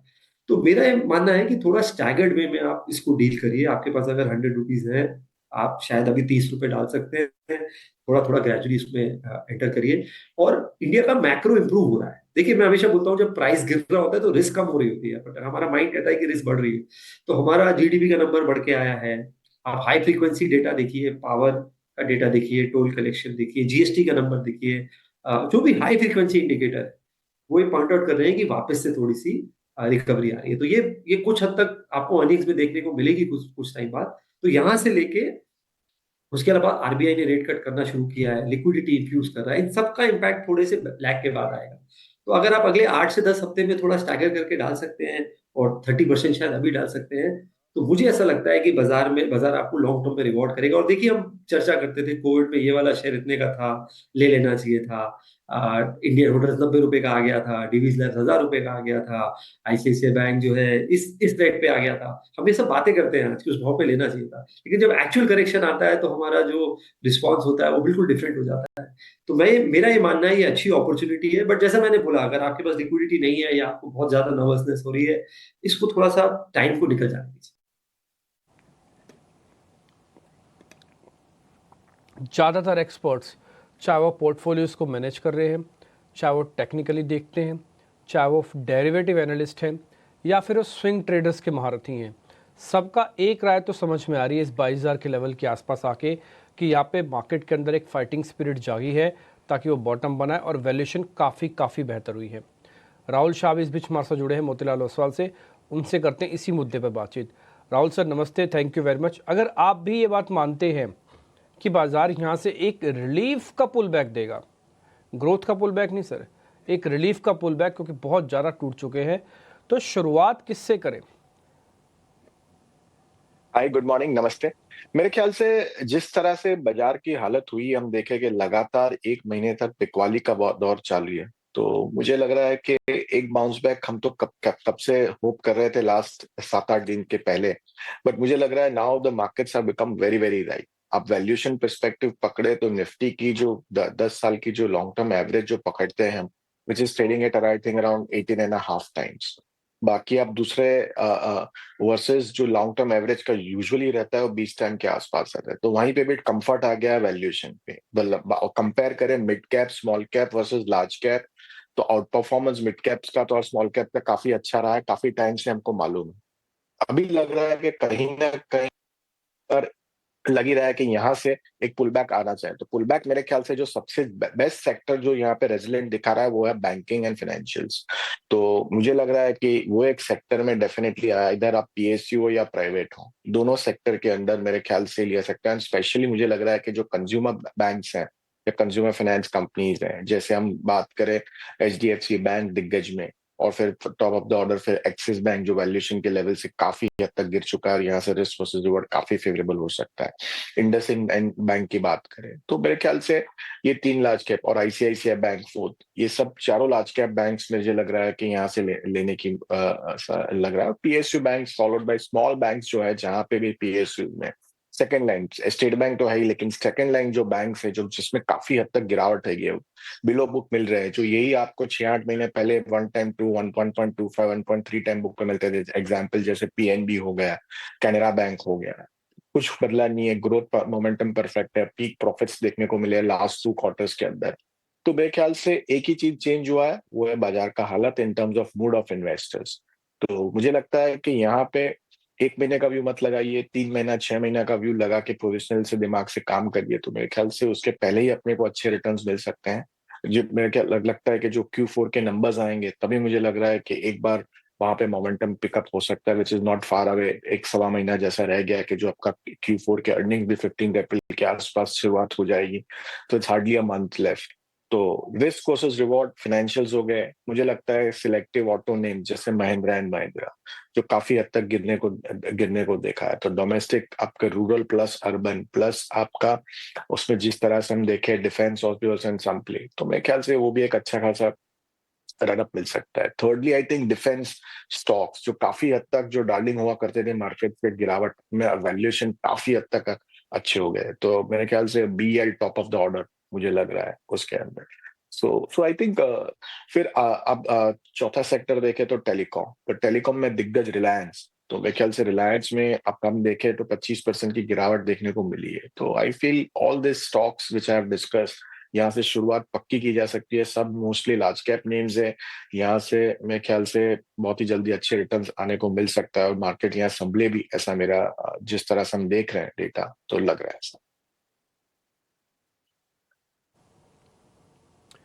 ठीक है, पॉइंट टेकन है सर। काफ़ी सारे शेयर्स आपने बता दिए और साथ ही साथ ये भी बता दिया कि इस समय मार्केट्स के अंदर क्या करना चाहिए। जो शेयर्स के नाम लिए हैं राहुल जी ने, चाहे तो आप उनको एक साथ ले लें, किश्तों में लें, SIP मोड में लें, जैसे ले रखे हैं तो ज़्यादा जल्दबाजी ना कीजिएगा, उनको संभालने का काम कीजिएगा, क्योंकि मार्जिन्स नाम की एक प्रॉब्लम आपके साथ और चिपकी हुई है। ध्वनि पटेल भी मेरे को स्क्रीन पे दिख रहे हैं। ध्वनि मैम, शुक्रिया, थैंक यू वेरी मच समय देने के लिए। जरा आपसे भी मैं जानूंगा, आज मार्केट में आप क्या रीड कर रहे हो, और दूसरा आपके आज के ट्रेड। गुड मॉर्निंग डिम्पी जी। डेफिनेटली यहाँ पे मार्केट के अंदर जो मोमेंटम था वो कल के सेशन में हमने देखा कि सबड्यूड मोमेंटम यहाँ पे देखने को मिला था। ओवरऑल मेरा बायस यहाँ से ये बन रहा है कि एक पॉजिटिव बाउंस हमें मिलना चाहिए इंडेक्स के अंदर। ऊपरी स्तरों पे निफ्टी वापस से जो है वो 22,250 के जो लेवल है उसको वापस से रिटेस्ट करता हुआ देखने को मिल सकता है। तो निफ्टी के अंदर यहाँ पे आज के सेशन में यहाँ पे एक पॉजिटिव बायस बन रहा है कि थोड़ा सा बाइंग एक्शन हमें देखने को मिलेगा। जो रिस्पाइट की हम वेट कर रहे थे वो रिस्पाइट आज के सेशन में देखने को मिल सकता है। नीचे की तरफ आपको जो लेवल ध्यान में रखना है वो निफ्टी का सपोर्ट लेवल बना हुआ है 21,800 के लेवल्स के करीब। तो इन लेवल्स को नीचे की तरफ ब्रेक नहीं करना है। इन लेवल्स के सस्टेन होते हुए ऊपरी तरफ का एक बाउंस जो है वो 22,250 के लेवल्स तक हम एक्सपेक्ट कर सकते हैं यहाँ पे निफ्टी के अंदर। बैंक निफ्टी मुझे काफी इंटरेस्टिंग लगती है। बैंक निफ्टी के अंदर यहाँ पे ऊपरी स्तरों पे जैसे ही 48,500 का लेवल हम ब्रीच करते हैं तो वापस से 48,800 से 900 का लेवल जो है वो लेवल्स हम वापस रिटेस्ट करता हुआ देखने को मिल सकता है।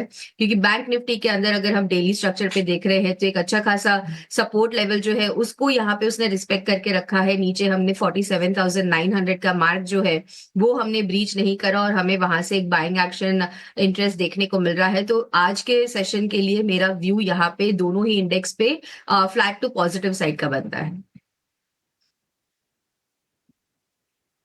ठीक है, अच्छी बात है, फ्लैट टू पॉजिटिव आपका इंडेक्स व्यू है। शेयर्स कौन से मैम आपके?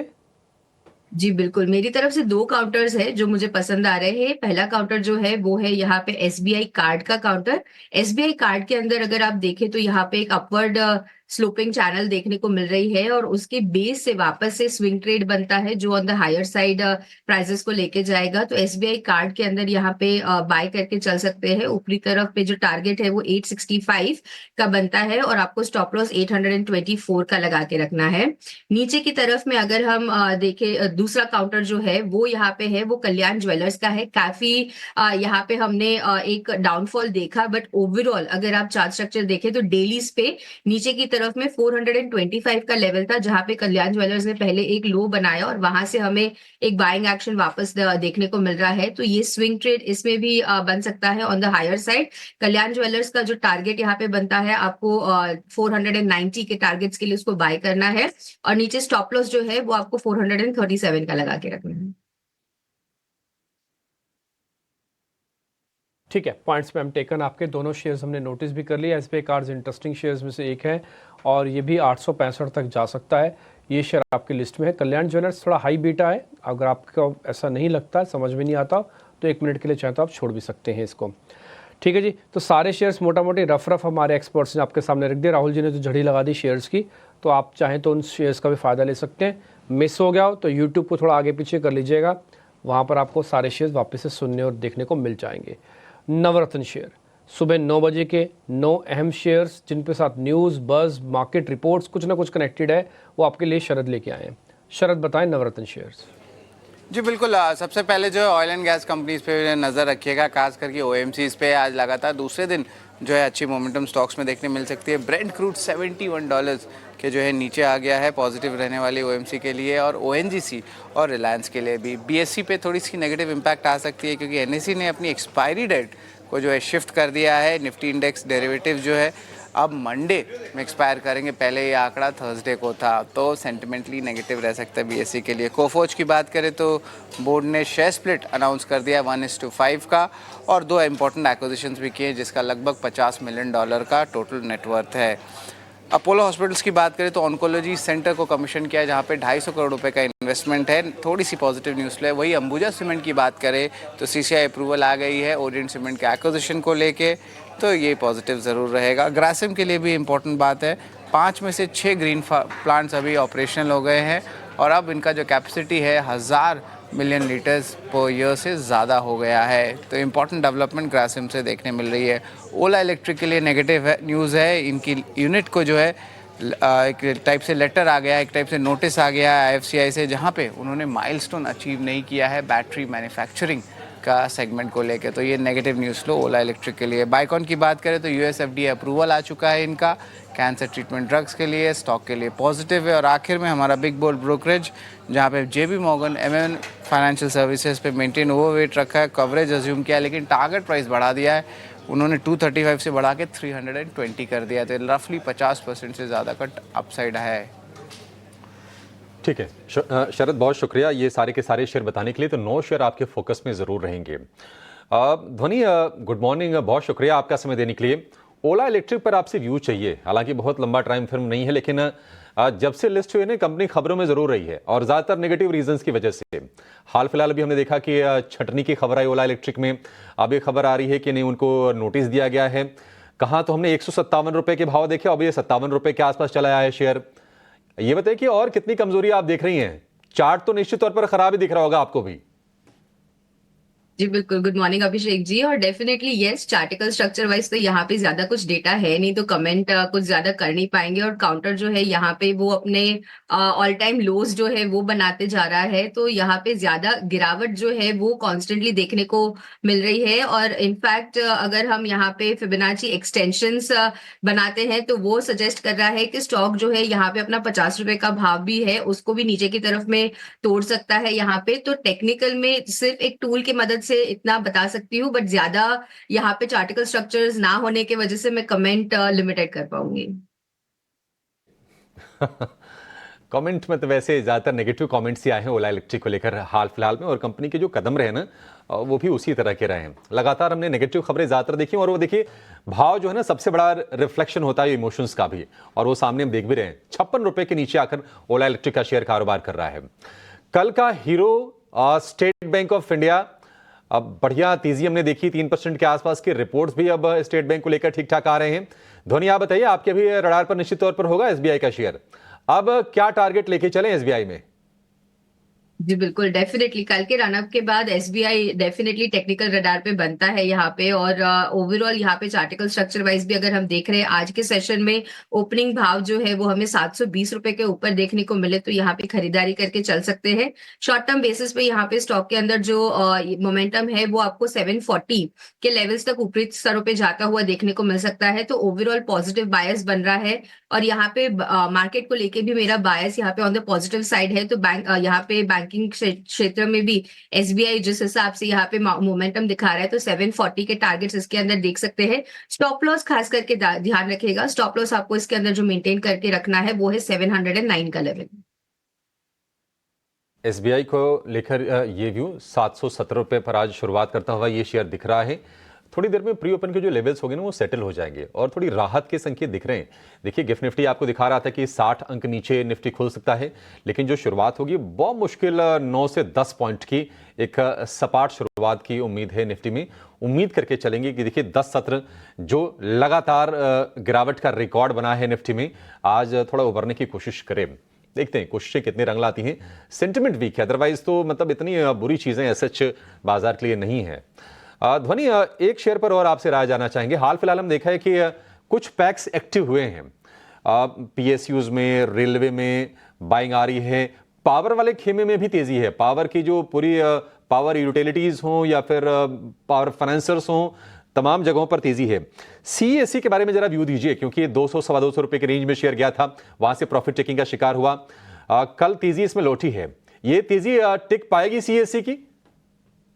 जी डेफिनेटली अभिषेक जी, यहाँ पे सीएससी का काउंटर अगर हम देख रहे हैं ना, तो आप इसको डेली स्ट्रक्चर पे देखिए, काफी इंटरेस्टिंग लेवल पे है। ओवरऑल पैटर्न फॉर्मेशन जो है वो इनवर्स हेड एंड शोल्डर्स की पैटर्न फॉर्मेशन यहाँ पे बनती हुई देखने को मिल रही है।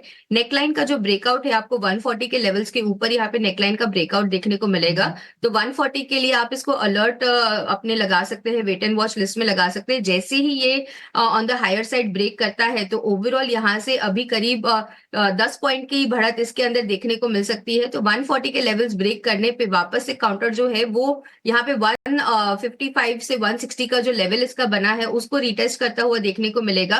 तो डेफिनेटली अपने रडार पे रखिए, 140 का यहाँ पे अलर्ट लगाना है। 140 के ऊपर जैसे काउंटर चलता है तो यहाँ पे 155 से 160 के लेवल्स के लिए आप इसको बाय कर सकते हैं। और आपको स्टॉप लॉस जो नीचे की तरफ मेंटेन करना रहेगा वो रहेगा 132 का।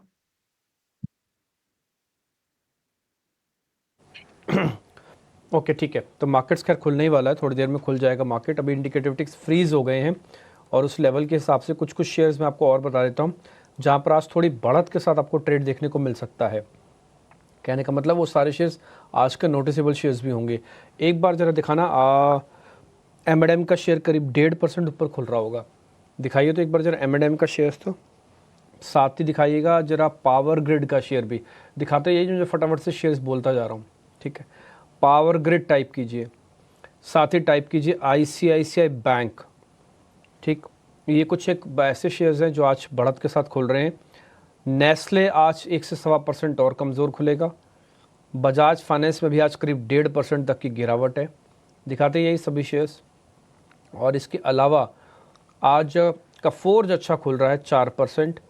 इसके अलावा IDBI करीब 2.5% ऊपर खुल रहा है।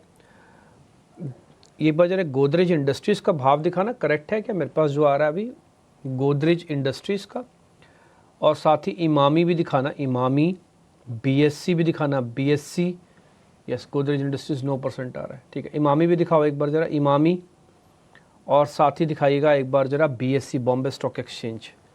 इन सभी के अंदर आज कट तेज़ हैं और काफ़ी बड़े और काफ़ी सीवियर कट्स में से एक है जो आज आपको मार्केट्स में इसमें दिख रहे होंगे। ठीक है जी, एक बार ज़रा एक और शेयर दिखा दो, RVNL, ये भी करीब 2% ऊपर है। तो सेलेक्टिव IT कंपनीज आज जब तक दिख रही हैं मेरे को स्क्रीन से। दूसरा, थोड़ा बहुत ऑटो वाली कंपनीज जैसे कि M&M, TVS Motors, Ashok Leyland, Tata Motors, ये कुछ एक शेयर्स दिखेंगे। और सेलेक्टिव अगर आप मेरे से पूछें तो थोड़ा रेलवे काउंटर्स के अंदर आज स्टार्टिंग में मूव आपको ठीक मिलेगा, ठीक है। एक काम करते हैं, ध्वनि पटेल से ना एक शेयर मेरे को ज़रा पता करना है, मेरे से मिस ना हो जाए वो, मैं पहले पता ही कर लेता हूँ। ध्वनि एक जरा ये IDBI चेक करना, IDBI 2.9 मतलब करीब 2.5% ऊपर है। IDBI दिखाओ एक बार ज़रा। जी बिल्कुल, यहाँ पे और डेफिनेटली डिम्पी जी, और इसको डेली स्ट्रक्चर पे अगर हम देख रहे हैं ना, तो नीचे बेस फॉर्मेशन जो है वो 66 के लेवल्स के पास, जो कल के सेशन में भी हमने यहाँ पे टेस्ट करा, 65-66 के लेवल के पास इसका एक स्विंग लो बना है, उसको यहाँ पे काउंटर हाल फिलहाल के लिए रिस्पेक्ट कर रहा है और वहां से हमें ये बाउंस देखने को मिल रहा है। ये bounce on the higher side जो है वो आपको सस्टेन करता हुआ देखने को मिल सकता है 75 के लेवल्स तक। 75 का लेवल जो है वो इसके लिए काफी एक इंपॉर्टेंट रेजिस्टेंस की तरह काम करेगा। सपोर्ट लेवल जो यहाँ पे बना हुआ है वो है 65-66 का लेवल। आज के सेशन में काफी इंपॉर्टेंट रहेगा on the higher side, 70 rupees के ऊपर टिके रहना इस काउंटर के लिए। 70 रुपीज के ऊपर टिके रहता है तो 75 तक का मोमेंटम जो है वहां तक कोई भी एक दूसरा रेजिस्टेंस देखने को नहीं मिल रहा है। ऑन द हायर साइड यहाँ पे मोमेंटम रह सकता है। बराबर है, ठीक है। चलिए मैं आपको लेवल्स के हिसाब से बताता हूँ। जो निफ्टी बैंक खोल रहा है वो तो सिर्फ फ्लैट ही खोल रहा है, 3-3.5 पॉइंट का कोई गिरावट नहीं है इसके अंदर। लेकिन अब ध्यान देने वाली बात यह है कि 48,200 48,300 बैंड में से किसको पहले ब्रेक करता है। आई रिपीट, बैंक निफ्टी दिखाओ, मैंने बोला बैंक निफ्टी है, बैंक निफ्टी 48,200 और 300 के बीच में है ना। तो या तो 200 ब्रेक करेगा तो थोड़ा सा और ड्रैग मारेगा नीचे, ध्यान रखना शुरुआत में ही, और अगर 300 ब्रेक कर देता है खुलते के बाद ही तो और खींचेगा एकदम से स्पीड से। बैंक निफ्टी आज का इंपॉर्टेंट है। हालांकि इसका पुट कॉल रेशियो 1 आ चुका है, ये ओवरसोल्ड नहीं रहा अब ये, है ना। तो कल थोड़ी शॉर्ट कवरिंग करवाई है इसने, उससे पुट कॉल रेशियो ठीक हो गया। कल 7% का ओपन इंटरेस्ट घटा है इसके अंदर से। तो इससे होता क्या है कि सिस्टम में एक मंदड़िया खड़ा है, एक तेजड़िया खड़ा है। तो कल मंदड़ियों ने अपनी पोजीशंस थोड़ी सी काटी है, तेज़ी की पोजीशन आई नहीं है। शेयर कोई भी चीज़ चलेगी जो तेज़ी की पोजीशन से आएगी, मंदी की पोजीशन सिर्फ सिस्टम को चेक एंड बैलेंस के लिए होता है। तो bank Nifty check and balance तो किया है कल उसने, बट देखते हैं कितना और चलता है। निफ्टी के अंदर लेवल के हिसाब से 22,000 की इंपॉर्टेंस है, आपको पता ही है, 22,000 नहीं जाना चाहिए। और पुल बैक 22,200 के ऊपर कब जब तक नहीं मिलता तब तक ये डर हमेशा बना रहेगा कि कभी भी हम फिसल के नीचे आ जाएंगे। शेयर्स मैंने आपको बता दिए। रिलायंस इंडस्ट्रीज आज ज़्यादा बड़े गैप के साथ तो नहीं कर रहा ओपन, ना ही गैप अप है ना ही गैप डाउन है, सिर्फ फ्लैट है। देखते हैं ये क्या करता है। 1700 के आसपास बहुत क्रिटिकल लेवल पे HDFC बैंक है, इधर होता जाएगा 1700 के नीचे तो वीक, और ऊपर होगा तो 1700 के क्लोज अच्छा बेहतर माना जाएगा। L&T कल की क्लोजिंग अच्छी थी, TCS कल की क्लोजिंग अच्छी थी। मैं उम्मीद करता हूँ आज 2 बड़े शेयर्स और मार्केट के अंदर काम आएंगे। सीजनल प्ले में गर्मी वाले शेयर्स को बिल्कुल मत भूलना, मैं तो आपको 3-4 दिन से बता रहा हूँ। क्रूड वाले शेयर्स को भी मत भूलना, मैंने जैसे आपको पहले बताया कि क्रूड को लेकर एक मार्केट कंसेंसस है कि क्रूड बढ़ेगा नहीं अब जल्दी जल्दी, और बहुत दिनों तक हो सकता है यहीं पर टिका रहे वो, इससे बेनिफिट मिलेगा आप सबको। आगे बढ़ते हैं। इस बीच मार्केट की ओपनिंग हुई है और करीब 924 शेयर एडवांसेस में मेरे को स्क्रीन पर दिख रहे हैं। साथ ही साथ अगर आप निफ्टी बैंक निफ्टी को देखेंगे तो Nifty in green, bank Nifty also in green, 48,300 को पार कर लिया। जैसे मैंने आपको शुरुआत में कहा था, या तो 200 को तोड़ेगा या तो 300 को पार करेगा, और जैसे किया उसने 125 पॉइंट तो देखा ही नहीं, और 408 410 के आसपास ये आ चुका है। It's a good sign. Market ने रिदम बनाना शुरू किया है। मैं ये तो नहीं कह सकता कि यहाँ पे बॉटम बन गया, बट मैं इतना कह सकता हूँ यहाँ पे फाइटिंग स्पिरिट्स मार्केट के साफ साफ देखने को मिल रही है, और आज 50 पॉइंट बताने के लिए सफिशेंट है, जो कि मेरे को निफ्टी में इस समय दिख रहे हैं। रिलायंस इंडस्ट्रीज काफ़ी दिनों बाद हर निशान में ओपनिंग में देख के खुशी हो रही है, और मैं उम्मीद करता हूँ कि 1164 का भाव 1200 में तब्दील हो जाए। HDFC के अंदर हालांकि हल्की सी गिरावट है। दिखाते यही सारे बड़े share TCS, Infosys, L&T, HUL, ताकि थोड़ा आइडिया लग जाए इस समय की सिचुएशन क्या है। मैं फिर से बोलूँगा, एक और चीज़ भी ध्यान रखना है, no aggression and no depression वाले प्रिंसिपल्स को फॉलो करके रखना। हमने एकोमुलेशन आपसे बंद करवा दिया, सिर्फ 2 ही प्रिंसिपल कर दिए 3 की जगह। पहला buy right and sit tight, और दूसरा no aggression and no depression. Aggression देख के आना नहीं मार्केट के अंदर, जब तक 22,200 पार नहीं होगा ना, मार्केट के अंदर एक फुल फ्लैच अच्छी शॉर्ट कवरिंग का बीज ही नहीं बोया जाएगा। बीज बोया ही 22,200 के पार जाएगा, उससे पहले तो बीज भी नहीं बोया जाएगा। तो इसलिए no aggression and no depression के सिद्धांत पे फॉलो करते हुए फिलहाल आप आराम से ट्रेड कीजिएगा, चेक कीजिएगा, और जो मैंने आपको सुबह बताया, जो ले रखा है ना उसको पहले बचाने के लिए कैलकुलेशंस में जाइए। नया खरीदना वरीदना सब छोड़ दो, बॉस जो खरीद लिया ना उसी को बचा लो बस, तब भी जीत जाओगे आप। 1381 एडवांस डिक्लाइन की रेशो बताने के लिए सफिशिएंट है। इंडिया विक्स ऑलमोस्ट फ्लैट है। तो बाजार ने जो ओपनिंग का झटका देना था, एक बार पॉजिटिव झटका वो दे दिया। अब दिन भर की प्रोसेस यही है कि 22,200 को जब तक पार नहीं करता निफ्टी, और स्पीड नहीं पकड़ेगा, और जब तक अब बैंक निफ्टी 48,500 नहीं आता, और स्पीड नहीं पकड़ेगा। तो ये एक पैरामीटर्स, एक तरह की कैपिंग भी शुरुआत के बाद से हो चुकी है, बट आई होप सो कि सब कुछ चंगा सी निकल के आएगा लास्ट में, और कुछ बेहतरपन मार्केट्स के अंदर देखिएगा। बड़े शेयर्स जहाँ पे कुछ तेज़ी मिली है, मैं फटाफट से बोलता जा रहा हूँ, स्पीड से फायर करते जाना। वो हीट मैप वैसे आपको दिखेंगे, जैसे कि M&M, SCL take, Hindalco, Infosys, ठीक है, ये कुछ एक बड़े शेयर्स हैं जहाँ पर आज अच्छा मूवमेंट देखने को मिल रहा है। आज बजाज के दोनों ही ट्विंस, बजाज फिनसर्व और बजाज फाइनेंस, दोनों खराब हैं। इसके अलावा L&T के अंदर भी आज आधे % तक का नुकसान है। वैसे तो कोई प्रॉब्लम दिख नहीं रही है, और तो मोटा मोटी मेरे को किसी भी बड़े शेयर्स के अंदर। BSE का टूटना आज फिर से जारी है, 5%। ये एक्सपायरी वाला जो इम्पैक्ट NSE ने उठाया, इसका रेसिप्रोकल इम्पैक्ट BSE पे पड़ना लाजमी था, और वो हुआ भी। आज 5% नीचे है। NLC इंडिया और मैक्स हेल्थ, ये दोनों पे अंदर आज हल्का हल्का आपको लाल निशान दिख रहा होगा। 114 पॉइंट की बढ़त आपको बैंक निफ्टी में इस समय दिख रही है, और निफ्टी में भी करीब करीब जो बढ़त है वो अब 60 से 60 पॉइंट की है। यहाँ पे मार्केट थोड़ा सा रुक के वेट एंड वॉच करेगा, थोड़ा फोर्स की रिक्वायरमेंट है, क्योंकि यहाँ तक तो सब कुछ ठीक है, लेकिन उसके बाद की फोर्स मार्केट को चाहिए ही चाहिए, जो इस समय अभी तक तो नहीं मिल रही है। देखते हैं क्या होगा आगे चल के। अब जरा आप हीट मैप दिखाना शुरू कर दीजिए, ताकि फिर उसके बाद फिर हम मेहमानों को कनेक्ट करके उनसे शेयर भी पता करना शुरू कर देंगे। और वैसे कुछ मैं बता दूं, IDBI के बारे में मैंने जिक्र किया था, अभी वो 4.5% ऊपर है, वो करीब 2% मैंने बात की थी। अदानी विल्मर के अंदर भी आज तेज़ी आई है, काफ़ी दिनों बाद 3-3.5% का ओपनिंग इसके अंदर भी देखने को मिल रही है। आप जो स्क्रीन देख पा रहे हैं निफ्टी की, इसमें आपको कॉम्बिनेशन ऑफ स्टॉक्स दिखेंगे। सिर्फ IT और ऑटो में नहीं है, AI नहीं है, ऑटो एंड आई नहीं है, खाली IT। इसके अलावा भी कुछ शेयर्स आपको और दिखेंगे। बैंकिंग का फ्लो अच्छा है, कल भी अच्छा था, आज भी फ्लो अच्छा है, लेकिन फिर भी थोड़ी मेहनत करनी पड़ेगी, क्योंकि इसका ना PCR 1 पे आ गया, तो कॉल और पुट आमने सामने आके खड़ी हो गई, फोर्स नहीं है कवरिंग का। 7% तो कल में कवर करवा दिया है ना, तो इसलिए थोड़ा सा और बड़े बैंक्स नंबर्स को आगे आना होगा, जैसे कि ICICI, HDFC, कोटक, इंडसन, इन सबको आगे आना होगा। ये IT के कुछ काउंटर्स है, आज इनका दिन साबित हो सकता है। अगर ये चले तो बैंक नहीं चलेंगे ज़्यादा, लेकिन आज इनका दिन साबित हो सकता है, क्योंकि बड़े और छोटे शेयर्स सब में अच्छे गैप्स मिले हैं आज हमको, तो ये नोटिसेबल शेयर हो जाएगा। आपने मार्किंग करते जाया करो, आप कुछ दिन तक करोगे ना, अपने आप से आपको आइडिया लग जाएगा कि हाँ सिस्टम में कौन सी चीज़ प्रिवेल करेगी और किस चीज़ पे सबसे ज़्यादा चर्चा होगी। आज आप देख लेना, सबसे ज़्यादा चर्चा ही IT स्टॉक्स पे होगी, और दिन भर होती रहेगी। कोई एंकर भी नहीं छोड़ेंगे, वो पूछते रहेंगे। अब देखना, अभी पहला क्वेश्चन भी हो सकता है IT को लेके ही पूछ लिया जाए कोई ना कोई। ठीक है जी, तो ये हो गया ओपनिंग का ट्रेड। अब मेरे सहयोगी आपको साथ कनेक्ट करके, मेहमानों के साथ कनेक्ट करके ओपनिंग के सौदे रख रहे हैं।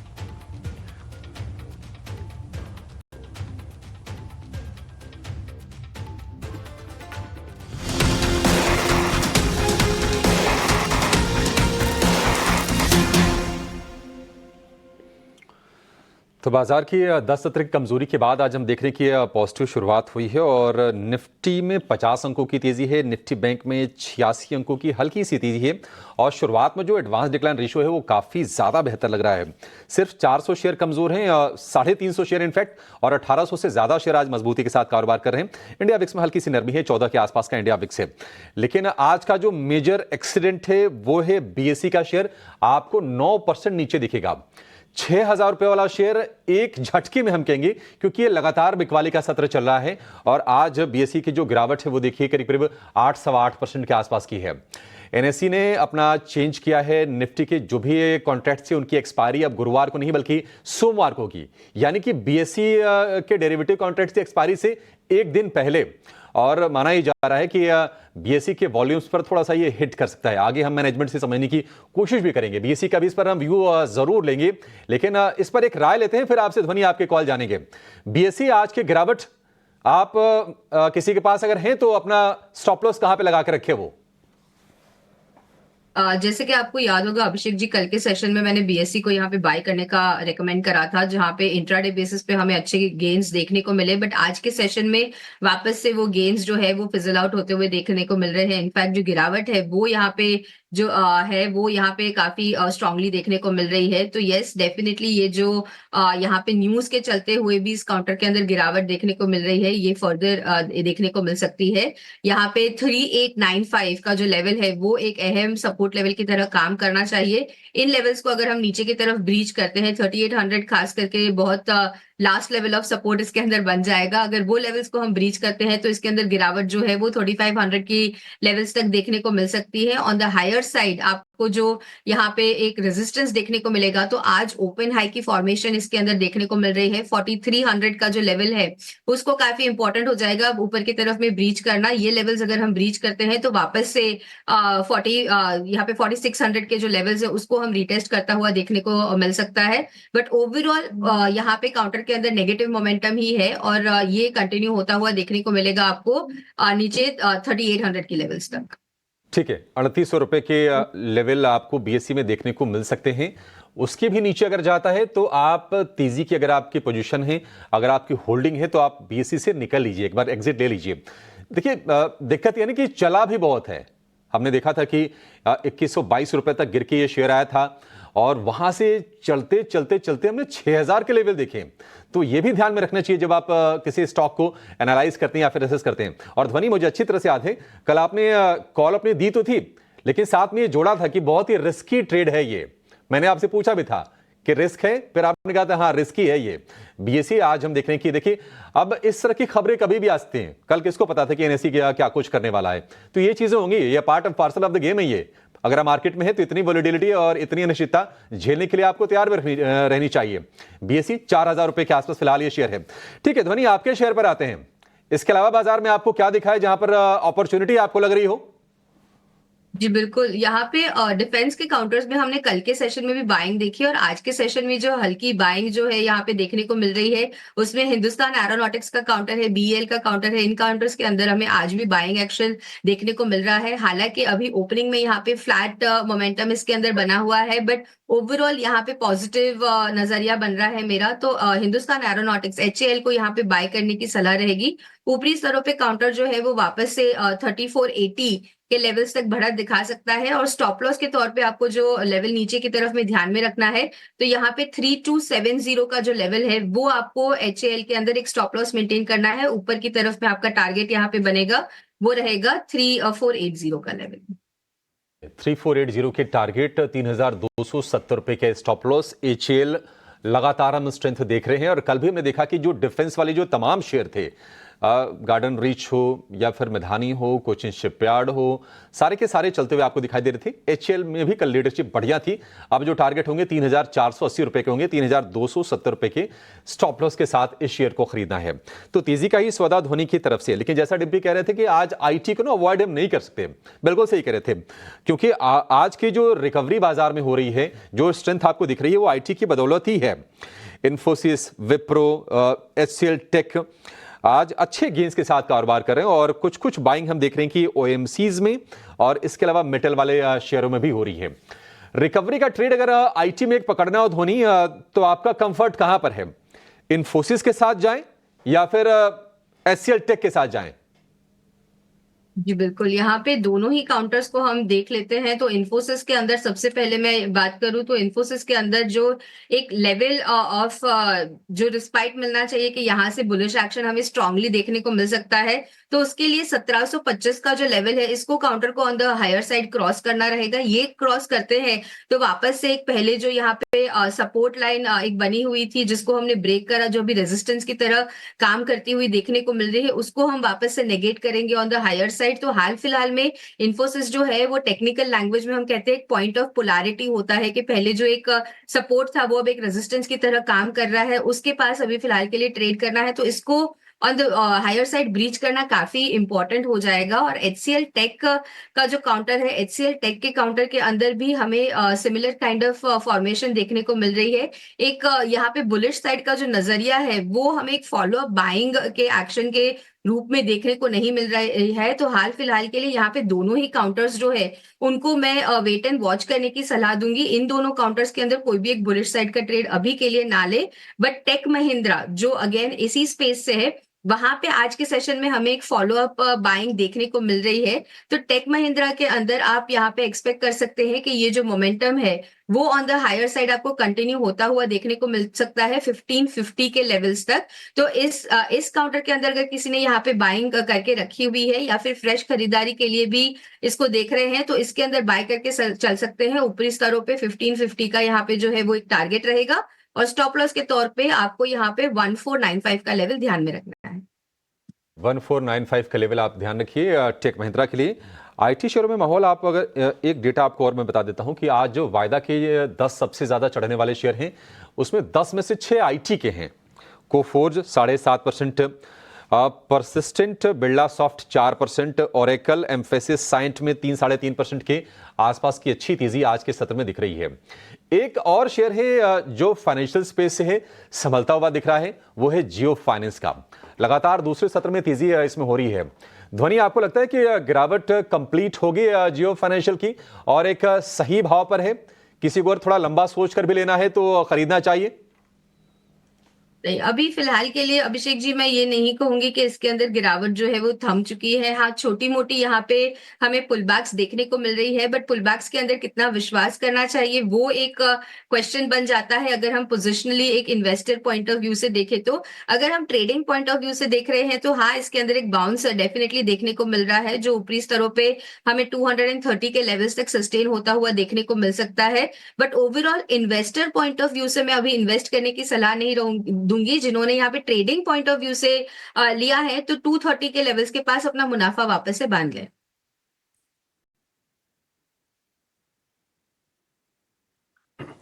ठीक है जी, करीब 200 पॉइंट की बढ़त है इस समय निफ्टी बैंक पे। 48,450 पे हम आ गए हैं।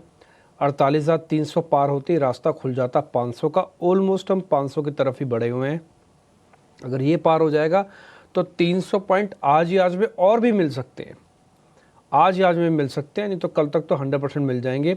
वो है 48,800 तक का लेवल्स भी, ठीक है।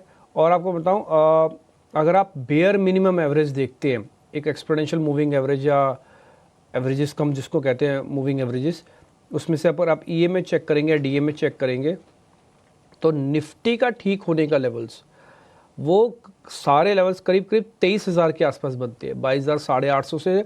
तो 20 दिन की एवरेज ठीक होगी। और अभी आप कितने पे ट्रेड कर रहे हैं? 22,175 पे। तो 700 पॉइंट चाहिए और अभी सिर्फ 20 दिन के एवरेज को ठीक करने के लिए, जो हमने 20 दिन में खोया है उसकी वापस रीगेन एवरेज पाने के लिए। लेकिन निफ्टी बैंक में ज़्यादा मेहनत नहीं है। निफ्टी बैंक को मुश्किल से यहाँ से 49,200 तक का लेवल है मेरे को याद है, तो वो करीब बनेगा 700-800 पॉइंट। तो वैसे तो रेशियो 1:3 की होती है। अगर 800 पॉइंट निफ्टी चलेगा तो 2000 पॉइंट बैंक निफ्टी चलेगा। लेकिन बैंक निफ्टी को बस थोड़ा ही चलना है, ये अपनी 20 दिन की एवरेज को ठीक कर लेगा 1000 पॉइंट से आते ही ऊपर। तो मैं उम्मीद करता हूँ कि पहला ट्रेड बैंक निफ्टी का भी रहेगा। और आज एक अच्छा कॉम्बिनेशन मेरे को और दिख रहा है आईटी और बैंकिंग काउंटर्स का। और एक और चीज़ बताता हूँ, आज HDFC का सपोर्ट नहीं मिल रहा आपको, दिखाओ एक बार जरा HDFC। तो 1700 के आसपास ही है। अगर ये किसी तरह से 20 रुपये और 25 रुपये और जोड़ लेता तो ये और भी अच्छा होता। 2-2.5% IT का इंडेक्स, ज़्यादातर IT काउंटर्स चल रहे। इंटरनल फाइट में बैंक निफ्टी टूटना चाहिए था, लेकिन HDFC और IT के चलने के बावजूद भी बैंकिंग काउंटर्स में उतनी प्रॉब्लम नहीं है। तो ये बताने के लिए सफिशेंट है कि आप कितने ज़्यादा डिप्रेस्ड है। थोड़ा सा ही खुशी मिलती है, थोड़ी सी शॉर्ट्स कवरिंग कल शुरू हुई है। कल एक्चुअली में बैंक निफ्टी में कल शॉर्ट कवरिंग शुरू हुई थी 7%। मैंने आपको सुबह भी नोटिस कराया था, दिन में 2-3 बार करवा चुका हूँ। तो कल एक्चुअली में पहली बार शॉर्ट्स कवर हुए थे। तो आज थोड़ा बहुत मोमेंटम आया, बट पुट कॉल रेशियो जिसको हम PCR कहते हैं वो थोड़ा सा बैलेंस हो चुका है। तो इसलिए बैंक निफ्टी में जब जब भी प्रॉफिट आए धीरे धीरे करके अपना ट्रेलिंग स्टॉप लॉस लगाते रहना, या अगर बहुत नीचे ऊपर के रेट पे फंसे हुए हो तो अभी जल्दी जल्दी एवरेज मत करना, वेट करना, थोड़ा समय लगेगा बट आपके लेवल्स आ जाने चाहिए। ठीक है जी, आगे बढ़े। थोड़ी देर में नरेश मेरानी भी मेरे को स्क्रीन पे दिखने लग जाएंगे, उनका ऑडियो सब चेक हो रहा है। रिलायंस इंडस्ट्रीज, ध्वनि पटेल ये बता दीजिए आज में 1200 हो जाएगा? डिम्पी जी काफी होपफुल हम यहाँ पे स्टेटमेंट कर रहे हैं कि आज के दिन में ही यहाँ पे 1200 का लेवल जो है वो Reliance on the higher side करे। हालांकि स्टॉक के अंदर डेफिनेटली इतना पोटेंशियल है कि हम वो लेवल्स विजिट कर सकते हैं, बट ओवरऑल जो इस हिसाब से इसका ब्रेकडाउन देखने को मिला है, ये एक ही दिन में वापस से अचीवेबल करना ऑन द हायर साइड थोड़ा सा मुश्किल लगता है मुझे। वापस ऑन द हायर साइड हम देखें तो यहाँ पे 1180 1190 का जो लेवल है वो वापस से रीगेन करने की कोशिश डेफिनेटली रिलायंस करता हुआ देखने को मिल सकता है। बट यहाँ पे 1200 का जो लेवल है उसको थोड़ा सा हमें 1 या 2 सेशन और देना पड़ेगा जहां पर हम उन लेवल्स को वापस से रीगेन करें। नीचे की तरफ जो स्टॉप लॉस बन रहा है इसका, तो definitely stop loss on the lower side 1150 का जो लेवल है, 1155 का लेवल जो यहाँ पे रिलायंस ने ऑन द लोअर साइड बना के रखा है पिछले 3 सेशन से, उसी का रिस्पेक्ट कर रहा है और हमें आज के सेशन में यहाँ पे एक momentum on the higher side देखने को मिल रहा है। तो डेफिनेटली पॉजिटिव बायस है आज की मार्केट में। रिलायंस का सपोर्ट भी जो है वो काफी इंपॉर्टेंट हमें मिलेगा देखने को, और ओवरऑल यहाँ पे 1190 का जो लेवल है उसको हम एक्सपेक्ट करके चल सकते हैं। इन दोनों भाइयों में ऐसा क्या हो गया, रिलायंस और HDFC बैंक के अंदर जिस दिन HDFC ऊपर होता है उस दिन रिलायंस नीचे चला जाता है, और जिस दिन रिलायंस थोड़ा भी ऊपर आने की कोशिश करता है उस दिन HDFC लाल निशान में ज़्यादातर समय निकलता है। कोई बात है, लेकिन जिस दिन दोनों का जोड़ा एक साथ चलेगा तो वेटेज का गुबार एकदम से मार्केट के अंदर आएगा और हम एक्सपेक्ट करते थोड़ा और बेनिफिट होगा। लेकिन जो ओपनिंग में हमको चाहिए था वो दिख गया, 48,500 बैंक निफ्टी के अंदर मेरे को नज़र आ गया, और यही बात हमने सुबह आपके सामने रखी हुई थी कि 48,300 पार होते 48,500 आपको दिख जाएगा, ईजिली दिख जाएगा, दिख गया स्क्रीन पर, अच्छा लग रहा है। यहाँ से अब एक नया फेज़ और शुरू होगा बैंक निफ्टी का जो 48,500 की तरफ जाएगा, लेकिन इस पर कम से कम 10 से 20-25 मिनट और टिकना चाहिए, उसके बाद कर देगा वो काम भी। इतना दबाव है ना, मैं बताऊँ इतने शॉर्ट से सिस्टम में अगर से 5-7% रोज़ भी कवर करने चलोगे ना तब भी इतना डर है कि आप 1000 पॉइंट्स में बहुत सारे शॉर्ट्स को कवर कर बैठोगे, फिर लॉन्ग आएंगे नहीं आएंगे तब की तब देखेंगे। खैर एनी हाउ, जेंसॉल इंजीनियरिंग आज फिर से इसमें लोअर सर्किट लग गया। ऐसा क्या हो रहा है कि जेंसॉल इंजीनियरिंग के अंदर लोअर सर्किट लग रहे हैं, बताने के लिए शरद मेरे साथ जुड़े हैं। शरद जी बताएं। जी बिल्कुल, जेंसॉल इंजीनियरिंग हमने कल भी आपको बताया था कि एक बड़ी डिफ़ॉल्ट जो है के रेटिंग ने उनके बैंकिंग फैसिलिटीज़ पे अनाउंस की है, और आज जो है इकरा रेटिंग ने भी जो है अनाउंस कर दिया है कि लगभग 2250 करोड़ रुपए के जो बैंकिंग फैसिलिटीज़ हैं उनको डिफ़ॉल्ट स्टेटस दे दिया गया है। पहले ये जो नंबर्स थे BBB- स्टेबल के हुआ करते थे, लेकिन याद रखिए के रेटिंग जो थे कल के डेट में जो है उन्होंने भी ये डिफ़ॉल्ट किया था। कल स्टॉक 20% गिरा था और आज देखिए लोअर सर्किट में भी ये खड़ा है 10% का। इकरा ने हालांकि 2 अहम बात कही हैं। सबसे पहले उन्होंने कहा है कि जो कुछ डॉक्यूमेंट्स थे जो कंपनी ने दिए थे वो डेट सर्विसिंग ट्रैक रिकॉर्ड के जो थे वो थोड़े फर्जी थे, फॉल्सीफाइड थे, और कुछ कंसर्न्स रेज होते हैं। अब ये कंसर्न्स रेज होते हैं कॉर्पोरेट गवर्नेंस को लेके कंपनी का, कंसर्न्स रेज होता है कंपनी के लिक्विडिटी पोजीशन का, और ओवरऑल के रेटिंग्स ने भी यही जो है रीज़न दिया था, और उन्होंने कहा था कि जो लेंडर्स से बातचीत हो रही है वहाँ पे डेट सर्विसेज जो है ठीक टाइम पे नहीं हो रहे हैं। तो अभी 2 दिन में 2 रेटिंग एजेंसीज़ की दोनों ही डिफ़ॉल्ट आ रहे हैं जेंसॉल इंजीनियरिंग के लिए, और हमने कल ही बता दिया था ET Now स्वदेश के व्यूअर्स को कि इन स्टॉक्स से जो है अब बच के रहिए, अपनी स्टडीज़ अच्छा से करिए, और आज देख रहे हैं फिर फॉलो ऑन सेलिंग देखने मिल रहा है।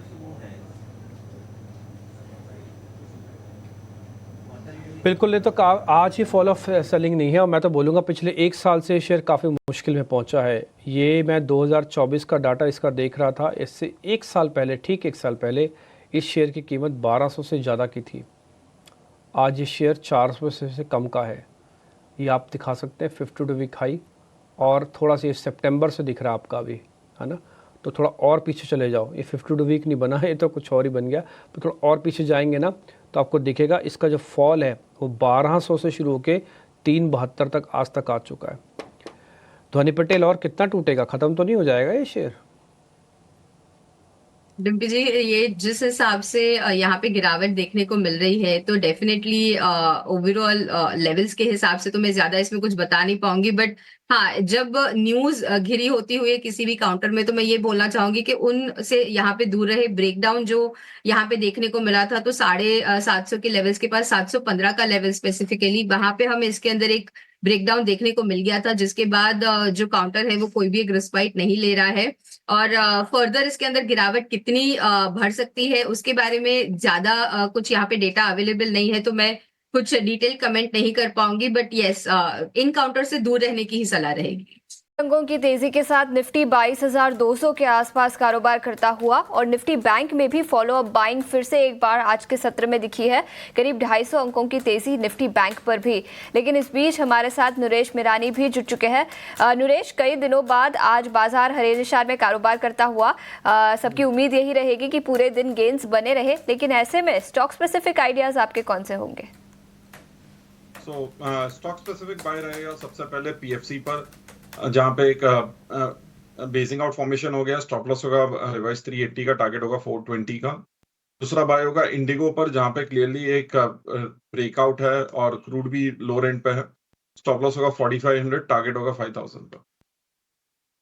पीएफसी पर 400 तक के लेवल्स नजर आ सकते हैं, और 375 का स्टॉप लॉस। और इंटरग्लोब एविएशन, पिछले कुछ दिनों से कई सारे मेहमानों ने टेक्निकल्स पर इंटरग्लोब एविएशन पर खरीदारी की राय दी है। अब नरेश ने भी 5000 का लक्ष्य, 4500 का स्टॉप लॉस बनाने की सलाह। लेकिन इस बीच बजाज फाइनेंस और बजाज फिनसर्व, इन दोनों स्टॉक्स में भारी गिरावट आज के सत्र में दिखी है। कोई फंडामेंटल वजह तो नहीं। बजाज फाइनेंस करीब 4% नीचे, और बजाज फिनसर्व यहाँ पर भी भारी गिरावट, 2% से ज्यादा की गिरावट है। नरेश, क्या राय होगी इन दोनों ही स्टॉक पर, टेक्निकल्स पर? शॉर्ट टर्म में जो है थोड़ा एक ये डिप अगर और ज्यादा होता है तो एक बाइंग अपॉर्चुनिटी होगा। ओवरऑल ट्रेंड काफी अप है, क्लोजर टू 8200 8100 सपोर्ट लेवल है, तो 8250 8280 के आसपास बाय बनता है बजाज फाइनेंस। नजरिया बजाज फाइनेंस पर 3% से ज्यादा की तेजी। ऑयल मार्केटिंग कंपनीज, याद रखें कल के सत्र में भी यहां पर तेजी दिखी थी बाजार में गिरावट होने के बावजूद, और आज ब्रेंट क्रूड $70 पर बैरल के आसपास फिसलता हुआ, जिसके चलते ऑयल मार्केटिंग कंपनी के नतीजों पर पॉजिटिव इंपैक्ट दिखेगा। HPCL, BPCL, IOCL सभी स्टॉक्स में 1 से 3% की तेजी आज, जबकि स्टॉक्स कल ऑलरेडी 3 से 5% चल चुके थे। ध्वनि, क्या राय होगी इन ऑयल मार्केटिंग कंपनियों पर? ईशा, यहाँ पे ऑयल मार्केटिंग कंपनीज की अगर हम बात कर रहे हैं, तो अगर सबसे पहला काउंटर हम यहाँ पे देखते हैं, तो HPCL का जो काउंटर है उसके अंदर यहाँ पे एक बाइंग इंटरेस्ट आज स्ट्रांगली देखने को मिल रहा है। ये इंटरेस्ट जो है अब एक फ्रेश ब्रेकआउट भी जो है वो काउंटर देने की कोशिश कर रहा है। ये सस्टेनेबिलिटी जो है वो 332 के लेवल्स के ऊपर आज के सेशन में हमें देखने को मिलती है, तो फर्दर 345 के लेवल्स तक जो है वो बढ़त देखने को मिल सकती है। तो इन लेवल्स को आप वेट एंड वॉच कीजिए। थोड़ा सा काउंटर यहाँ पे सस्टेन करता है अगले कुछ मिनटों के लिए, तो यहाँ पे खरीदारी करके चल सकते हैं। 322 का लेवल जो है वो आपको खास करके एक स्टॉप लॉस के लेवल के तरीके पे ध्यान रखना है, और ऊपरी स्तरों पे 340 का जो लेवल है और 348 का लेवल, वो एक टारगेट बनता है इस पर्टिकुलर काउंटर के अंदर। IOC का भी स्ट्रक्चर जो है वो मुझे काफी इंटरेस्टिंग लग रहा है, बट IOC के अंदर जो फ्रेश ब्रेकआउट हमें देखने को मिलना चाहिए वो अभी थोड़ा सा यहाँ पे मिसिंग होता हुआ देखने को मिल रहा है। तो IOC को यहाँ पे वेट एंड वॉच करे। आप HPCL के अंदर बाय करके चल सकते हैं पर खरीदारी की राय। लेकिन इस बीच माइनिंग स्टॉक्स में काफी अच्छा एक्शन दिखा है। इनफैक्ट मॉइल की बात करें तो 7% की तेजी के साथ 317 के आसपास स्टॉक कारोबार करता हुआ। लेकिन मॉइल के अलावा NMDC और GMDC, इन दोनों स्टॉक्स में भी 1.5 से 2% की तेजी आज दिखी है। नरेश, मॉइल पर आपकी क्या राय होगी 318 के पास? स्टॉक ने ऑलमोस्ट 600 के आसपास जाकर करेक्शन हुआ है। शॉर्ट टर्म में जो बॉटमिंग आउट सिनेरियो वो है कि 280 285 पे 3-4 बॉटम्स बने हैं नवंबर में, जनवरी फरवरी में। 290 के स्टॉप लॉस से पोजिशनल बाय है, ऊपर में 360 370 तक जा सकता है। ठीक है, तो 360 370 तक के लेवल्स नज़र आ सकते हैं, लेकिन जैसे नरेश ने बताया हाल फिलहाल में काफ़ी करेक्ट भी हो चुका है स्टॉक, लेकिन अब 318 के आसपास कारोबार करता हुआ। लेकिन कुछ आईटी सेक्टर के स्टॉक्स पर हमने ऑलरेडी चर्चा की, कोफोर्ज पर भी थोड़ी देर में चर्चा करेंगे, लेकिन ज़ेंजार टेक्नोलॉजीज़ यहाँ पर भी 7% से ज़्यादा की तेज़ी। ध्वनि, क्या राय होगी 763 पर? अगर ऑलरेडी किसी के पास पोजिशंस है तो ज़ेंजार टेक्नोलॉजीज़। जी बिल्कुल, यहाँ पे अगर किसी के पास ऑलरेडी एग्जिस्टिंग पोजीशन है तो डेफिनेटली इसके अंदर जो रन अप देखने को मिल रहा है वो ऑन द हायर साइड 810 के लेवल तक सस्टेन करता हुआ देखने को मिल सकता है। 810 के बाद 830 जो है वो इसका ऑन द हायर साइड एक फाइनल टारगेट बनता है एग्जिस्टिंग पोजीशंस के लिए। फ्रेश पोजीशंस आज के सेशन में जिस हिसाब से बढ़त देखने को मिल रही है मैं रिकमेंड नहीं करूंगी, क्योंकि रिस्क रिवॉर्ड आपका फेवरेबल नहीं बनेगा। नीचे की तरफ आपको जो स्टॉप लॉस मेंटेन करके रखना है एग्जिस्टिंग पोजीशंस के वो लिए वो रहेगा 694 का लेवल। तो 694 के लेवल का स्टॉप लॉस मेंटेन करके रखिए। ऑन द हायर साइड जैसे ही आपको 800 से 830 की रेंज में काउंटर देखने को मिलता है वहां पे अपना मुनाफा बांध लें। ज़ेंजार टेक्नोलॉजीज में तो करीब 7% की तेज़ी है, लेकिन इसके अलावा आईटी सेक्टर से कोफोर्ज 9.5% की तेज़ी के साथ निफ्टी 500 इंडेक्स के टॉप गेनर्स में शामिल है। इसके पीछे की वजह बताने के लिए अब हमारे साथ अंश जुड़ चुके हैं। अंश, बताएं कौन से ट्रिगर्स है, कौन से फैक्टर्स है जिसके चलते शानदार तेज़ी आज के सत्र में दिखी है? बिल्कुल, यहाँ पे 4 मेन फैक्टर्स नजर आते हैं। सबसे पहला फैक्टर तो स्टॉक स्प्लिट का है। कंपनी ने अनाउंस किया है कि जो 1 शेयर है जिसकी फेस वैल्यू अभी 10 रुपीज़ है वो टूट के 2 रुपये हो जाएगी, तो 1 शेयर के बदले 5 शेयर हो जाएंगे। तो यहाँ पे काफ़ी एक अच्छी लिक्विडिटी बनती हुई नजर आ सकती है। दूसरा रीज़न स्ट्रैटेजिक कोलैबोरेशन पार्टनरशिप हुई है यहाँ पे सैबर के साथ, जो कि एक ग्लोबल ट्रैवल टेक कंपनी है, और ये जो डील है ये कुछ $1.5 बिलियन की हुई है। 13 साल का ये डील है, जिसके चलते हम देख रहे हैं कि काफ़ी पॉजिटिविटी आती हुई यहाँ पे नजर आ रही है, और इस डील के चलते यहाँ पे प्रोडक्ट इनोवेशन और डिलीवरी पे फोकस किया जाएगा। तीसरा रीज़न यहाँ पे एक्विजिशन का है। 2 एक्विजिशन किया है कंपनी ने। कंपनी की जो एक सब्सिडरी है कोफोर्ज इंक, उसने राइथमोस को एक्वायर करने का अनाउंसमेंट किया है कुछ $30 मिलियन के लिए। तो दूसरा एक्विजिशन कोफोर्ज टेक ऑस्ट्रेलिया है, जो TM लैब्स को एक्वायर करनी है $20 मिलियन के लिए। और यहाँ पे हम देख रहे हैं कि जो ये ऑस्ट्रेलियन कंपनी है जिसको एक्वायर करने वाली है, वहाँ पे मेन फोकस डिजिटल ट्रांसफॉर्मेशन और इंजीनियरिंग सर्विसेज पे किया जाएगा, जिसके चलते यहाँ पे और अच्छी पॉजिटिव और बुलिश सेंटिमेंट बनता हुआ नजर आता है। आखिर में हम देखें तो ब्रोकरेज भी काफ़ी आए हैं, काफ़ी रिपोर्ट्स आए हैं और सब यहाँ पे पॉजिटिव नजर आ रहे हैं। कोटक की बात करें तो कोटक इंस्टीट्यूशनल इक्विटी ने अपना जो रेटिंग है वो अपग्रेड करके बाय किया है, टारगेट 9000 का रखा है। मॉर्गन स्टैनले ने 11500 का टारगेट रखा है, तो जेफरीज ने बाय रेटिंग दी है और टारगेट प्राइस बढ़ाकर 10350 किया है। तो ये रीजंस की वजह से स्टॉक काफ़ी भागता हुआ आज नजर आ रहा है। ठीक है, कोफोर्ज 9% की तेजी होगी, शानदार तेजी, और कोफोर्ज पूरे आईटी पैक को आज लीड कर रहा है। और हम निफ्टी आईटी की बात करें तो निफ्टी आईटी की जो तेजी है वो है 2.5% के आसपास की। तो बाजार की जो तेजी है, हमने देखा था कि आईटी शेयर काफ़ी वीक थे परसों के सत्र में, कल थोड़ी सी रिकवरी वाला सत्र रहा, और आज हम देख रहे हैं कि फुल थ्रॉटल 150 अंक ऊपर निफ्टी को लेकर आए हैं ये। और निफ्टी बैंक की बात करें तो करीब करीब जो तेजी है 300 अंकों के आसपास की हो गई है। अच्छी चीज़, एडवांस डिक्लाइन का रेशो बेहतर से और बेहतर होता जा रहा है। अब सिर्फ 250 शेयर कमजोरी वाले रह गए हैं और करीब 2200 शेयरों में आज मजबूती का हम रुख देख रहे हैं। आपसे एक व्यू चाहिए ध्वनि, टायर वाले स्टॉक्स पर कल भी हम शाम को चर्चा कर रहे थे। सीट में अच्छी तेजी है, अपोलो टायर में हम तेजी देख रहे हैं, और निश्चित तौर पर क्रूड का बेनिफिट भी इनको मिलेगा, क्रूड अगर नरम हो रहा है तो। आप बताइए, आपकी कोई पसंद?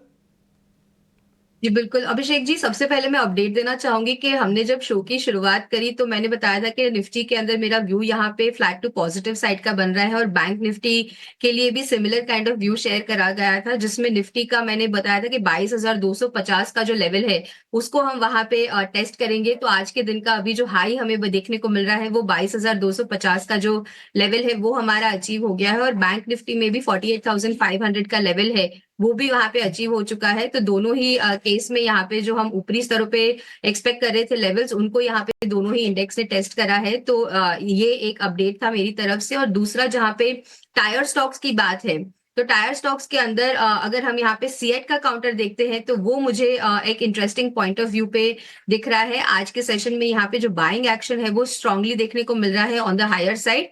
फ्रेश पोजीशंस इन सेशन में मैं यहाँ पे इसके अंदर रेकमेंड नहीं करूंगी, बट एग्जिस्टिंग पोजीशन अगर यहाँ पे ली है किसी ने तो उसको मेंटेन करने की सलाह रहेगी। ऑन द हायर साइड आपको यहाँ पे जो टारगेट है वो 2625 के लेवल्स तक यहाँ पे सीएट के अंदर अपसाइड मोमेंटम बना रह सकता है। ठीक है, सीएच में मोमेंटम बने रहने की उम्मीद है। एक और पैक वायर और केबल वाले शेयरों में हमने देखा था कि जब अल्ट्राटेक ने अपने कैपेक्स का ऐलान किया था करीब 2000 करोड़ रुपए के आसपास का, हमने तेज सेल ऑफ देखी थी, लेकिन उबरने की कोशिश कर रहे हैं। आपके याई को देखिए, आज 4.5% के आसपास की तेजी है, 3000 रुपए के आसपास जाकर इसकी गिरावट थमी और आज हम देख रहे हैं कि 3250 रुपए के आसपास के भाव में 100 रुपए की तेजी है। इसके अलावा पॉलीकैब में भी तेजी है, बाकी शेयरों में भी आप तेजी देखेंगे, लेकिन केईआई थोड़ा सा लीडरशिप ज्यादा है क्योंकि डैमेज यहां पर ज्यादा हमने देखी थी। नरेश, क्या लगता है आपको कि ये शेयर संभल गए? जो झटके थे, जो नेगेटिविटी थी, उससे उबर जाएंगे अब ये? सो नेगेटिविटी के बाद अभी कंसोलिडेशन लगता है, बाउंस बैक ज्यादा नहीं होना चाहिए क्योंकि कैप डाउन पे बड़े वॉल्यूम्स थे।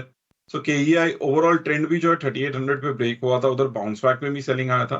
तो अभी वो जो लेवल है 3400 3500 एक रेजिस्टेंस होगा। तो गोइंग फॉरवर्ड मानना ऐसा है कि 2900 3000 से लेके 3400 की रेंज पर रहना चाहिए। 2900, ठीक है, ये लेवल आप जरा ध्यान में जरूर रखिएगा। आज हम मेटल शेयरों में ठीक ठाक तेजी देख रहे हैं। टाटा स्टील लीड कर रहा है, करीब करीब 3% के आसपास की तेजी है। इसके अलावा हम देख रहे हैं कि हिंद कॉपर में भी तेजी है, आज के सत्र में बन रही है। नरेश जी, ये मेटल वैसे सिक्लिकल होते हैं, मतलब न्यूज बेस्ड होते हैं और कोई हमने एक तरफा ट्रेंड बहुत दिनों से देखा नहीं है, वोलेटिलिटी काफी होती है। कहीं कोई ट्रेड आपको दिख रहा है शॉर्ट टर्म के लिए? यहाँ पे स्टील अथॉरिटी ऑफ इंडिया देख सकता है, सेल ने काफी टाइम से कंसोलिडेट किया, ब्रेकडाउन नहीं दिया ये फॉल में। 100 रुपए के स्टॉप लॉस, 100 रुपए का बॉटम रहा है, तो 104 रुपए के स्टॉप लॉस से बाई बनता है, 120 तक अपसाइड हो सकती है। ठीक है, सेल में 120 तक का अपसाइड हो सकता है। आप ये देखिए बाजार का टेक्सचर किस तरह से चेंज हो रहा है। निश्चित तौर पर देखिए शॉर्ट्स बहुत हैं, शॉर्ट कवरिंग भी सपोर्ट कर रही होगी बाजार को, कुछ अच्छी चीज़ें निकल के आई। अच्छी चीज़ है कि शांत शुरुआत आज की और वहां से फिर बाजार ने अपना गियर चेंज किया है। निफ्टी इस वक्त डे हाई पर है, 250 अंकों की तेजी है और निफ्टी बैंक की जो तेजी है वह है 400 अंकों की। प्रतिशत के लिहाज से दोनों में हम देख रहे हैं कि बराबरी की चाल आज के सत्र में है। और एक और चीज कि निफ्टी के जो 50 शेयर है ना, 50 में से हम देख रहे हैं कि गिरने वाले शेयरों की संख्या है सिर्फ 6। और आप बजाज फिंसर और बजाज फाइनेंस को छोड़ दीजिए तो एक भी शेयर ऐसा नहीं है जहां पर आपको आधे % से ज्यादा की गिरावट दिखे। तो आज स्ट्रेंथ साफ साफ ये विजिबल होती हुई दिख रही है। ध्वनि, कोई निफ्टी की कोई कॉल आप सजेस्ट करेंगे?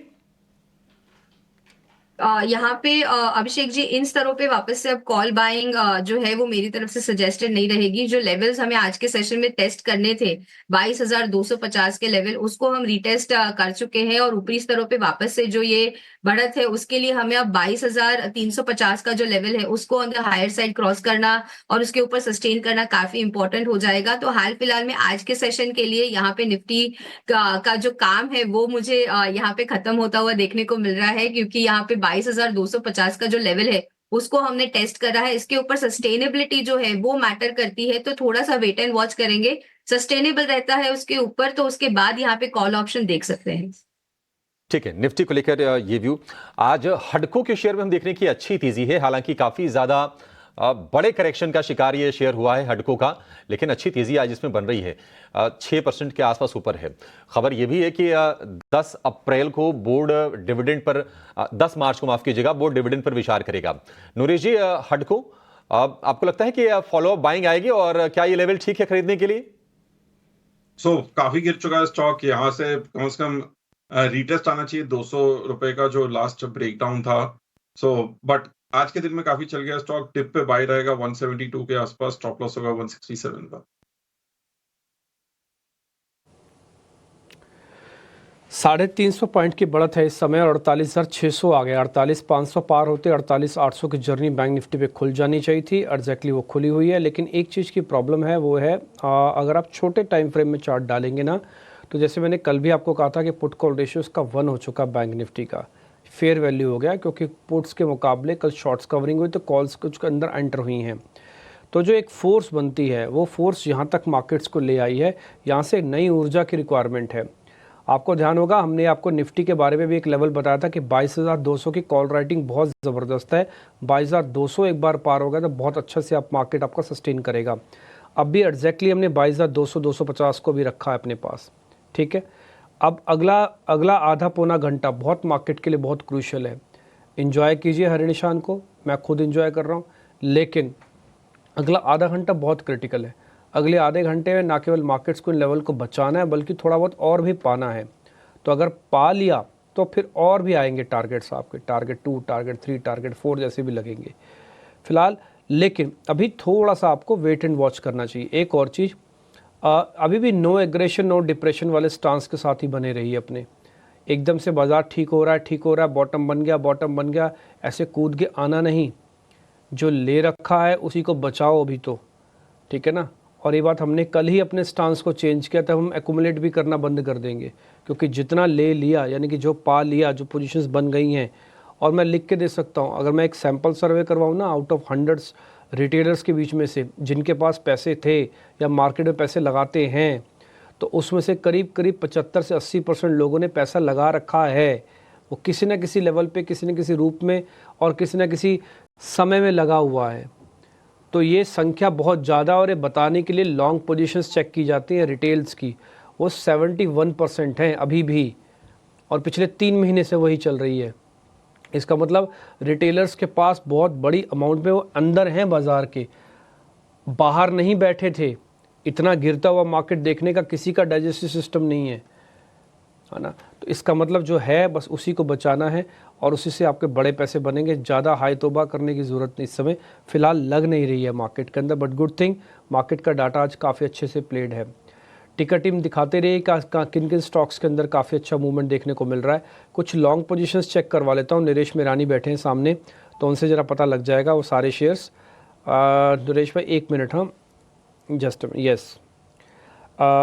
जियो फाइनेंशियल ने 200 का लेवल दिखाने के बाद आज 215 हो गया, आज बिना वॉल्यूम के चल रहा है। कल एक एसबीआई के साथ डील की खबर भी आई थी कि उन्होंने पेमेंट बैंक के लिए डील किया, करार किया है। जियो फाइनेंशियल 10-15 पे महंगा, कोई बात नहीं, प्लस कर लें क्या कल के रेट से? 200 रुपए का बॉटम बना था लिस्टिंग के बाद, और अभी फिर से वही बॉटम बना है रफली। तो एक 205 के स्टॉप लॉस से बाई बनता है, तो पार्शियल बाइंग अभी करे और बाकी डिप में करें। बाउंस बैक 240 तक आना चाहिए स्लोली एंड स्टेडीली। थोड़ा बहुत कर सकते हो बायस में, कोई दिक्कत नहीं। आज आईटी के अलावा जिस शेयर पे मेरी बार बार नज़र गई, मैं सुबह से पूछना चाहता था, उस शेयर का नाम है एनबीसीसी। एक बार जरा चार्ट दिखाना एनबीसीसी का। ये सरकारी कंपनी, अच्छा देखो, पता अभी कल ही हमारे परसों थे हमारे रिपोर्टर प्रकाश, वो ये बता रहे थे कि गवर्नमेंट ने बोला कि भैया कैपेक्स बढ़ाओ अपना। 2024 के अंदर चुनाव थे, फिर उसके बाद यूएस में चुनाव हो गए, वहाँ से फिर टैरिफ का जाल, ये जाल वो जाल, दुनिया जान की प्रॉब्लम्स आई। तो बजट तक हमने अपने कैपेक्स को बहुत अच्छे से नहीं बढ़ाया था। इस बार के बजट के अंदर कैपेक्स के बारे में बताया भी नहीं गया ज़्यादा और बढ़ाया भी नहीं गया था ज़्यादा, एक एवरेज दिया गया। अब खर्च अब करना पड़ेगा, तो रिपोर्टर्स बता रहे थे कि वो खर्च स्पीड से बढ़ेगा। आपने कैपिटल गुड्स वाली कंपनीज चेक की होंगी, पिछले 4-5 दिन से काफ़ी अच्छे फ्लोज में, गिरते मार्केट में भी चल रही थी। इसका ना एक इनडायरेक्टली बेनिफिशियरी इस तरह के स्टॉक्स भी होते हैं। एनबीसीसी जो हाउसिंग के अंदर काम करवाता है, सरकार की कंपनी है, सारे सरकारी ठेके इसी से छूटेंगे। तो एक बार एनबीसीसी और चेक करवा लेता हूँ, 4.5% ऊपर है। ध्वनि पटेल एक बार ज़रा इसको आप चेक करो, इसमें वॉल्यूम भी है, ये अभी एफ&ओ का पार्ट भी है बाय द वे।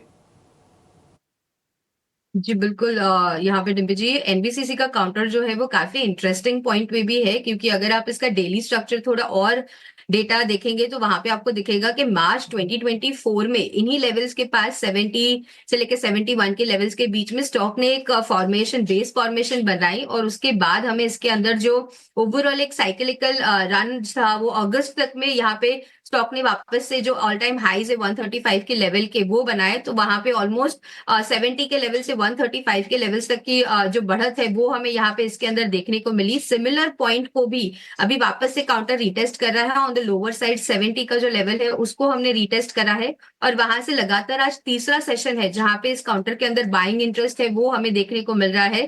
तो इसके अंदर बाय करके चल सकते हैं, पोजिशनल बाय बनेगा। आप इसके अंदर लंबी अवधि का नजरिया लगा के रखें, नीचे की तरफ में 70 का जो लेवल है उसको एक स्टॉप लॉस की तरह स्ट्रिक्टली मेंटेन करें और ऑन द हायर साइड जैसे ही काउंटर यहाँ पे अपना जो 90 का लेवल है उसको ब्रीच करता है तो अगेन 100 के लेवल के पार वापस से हमें उस हिसाब से पोजिशनल गेन्स इसके अंदर देखने को मिल सकते हैं। ओके ठीक है, ये एनबीसीसी पे होगी रिकमेंडेशन। अब मेरे रिपोर्टर मेरे साथ जुड़ रहे हैं, काफ़ी दिनों बाद मैं उनसे बातचीत कर रहा हूँ, वो भी लाइव। उनका नाम है समीर दीक्षित। समीर सर नमस्ते। सर आपको याद है मेरा नाम डिम्पी कालरा है और मैं 18 हाउस स्वदेश में एंकर हूँ और आप हमारे रिपोर्टर हैं। आपसे काफ़ी दिनों से मुलाकात नहीं हुई थी। आप हालांकि स्टोरी ब्रेक करते रहते हैं लेकिन आप चैनल पे थोड़े कम दिखते हैं। आप स्वस्थ हैं, ठीक हैं? जी जी जी, बढ़िया बढ़िया बढ़िया। अच्छा, अभी आप बताइए आप कहाँ पर हैं? आप इधर ही हैं, कहीं आप बाहर हैं? मतलब बाहर इन द सेंस मतलब किसी इवेंट पे आप हैं? क्योंकि जो खबर है वो आपसे मेल नहीं खाती। आप तो एविएशन के है ना, अश्विनी वैष्णव के, रेलवेज के, सबकी खबर लाते हैं। आज आपके पास खबर टेक्सटाइल की है, तो इसका मतलब कहीं बाहर है या तो कोई आपके पास खुफिया जानकारी है? जी बिल्कुल। क्या है कि अमेरिका में जिस तरीके से वहां पे टैरिफ को लेकर के चर्चा चल रही है तो भारत के सामने एक तलवार लटकी है कि वो रेसिप्रोकल टैरिफ से बचे कैसे।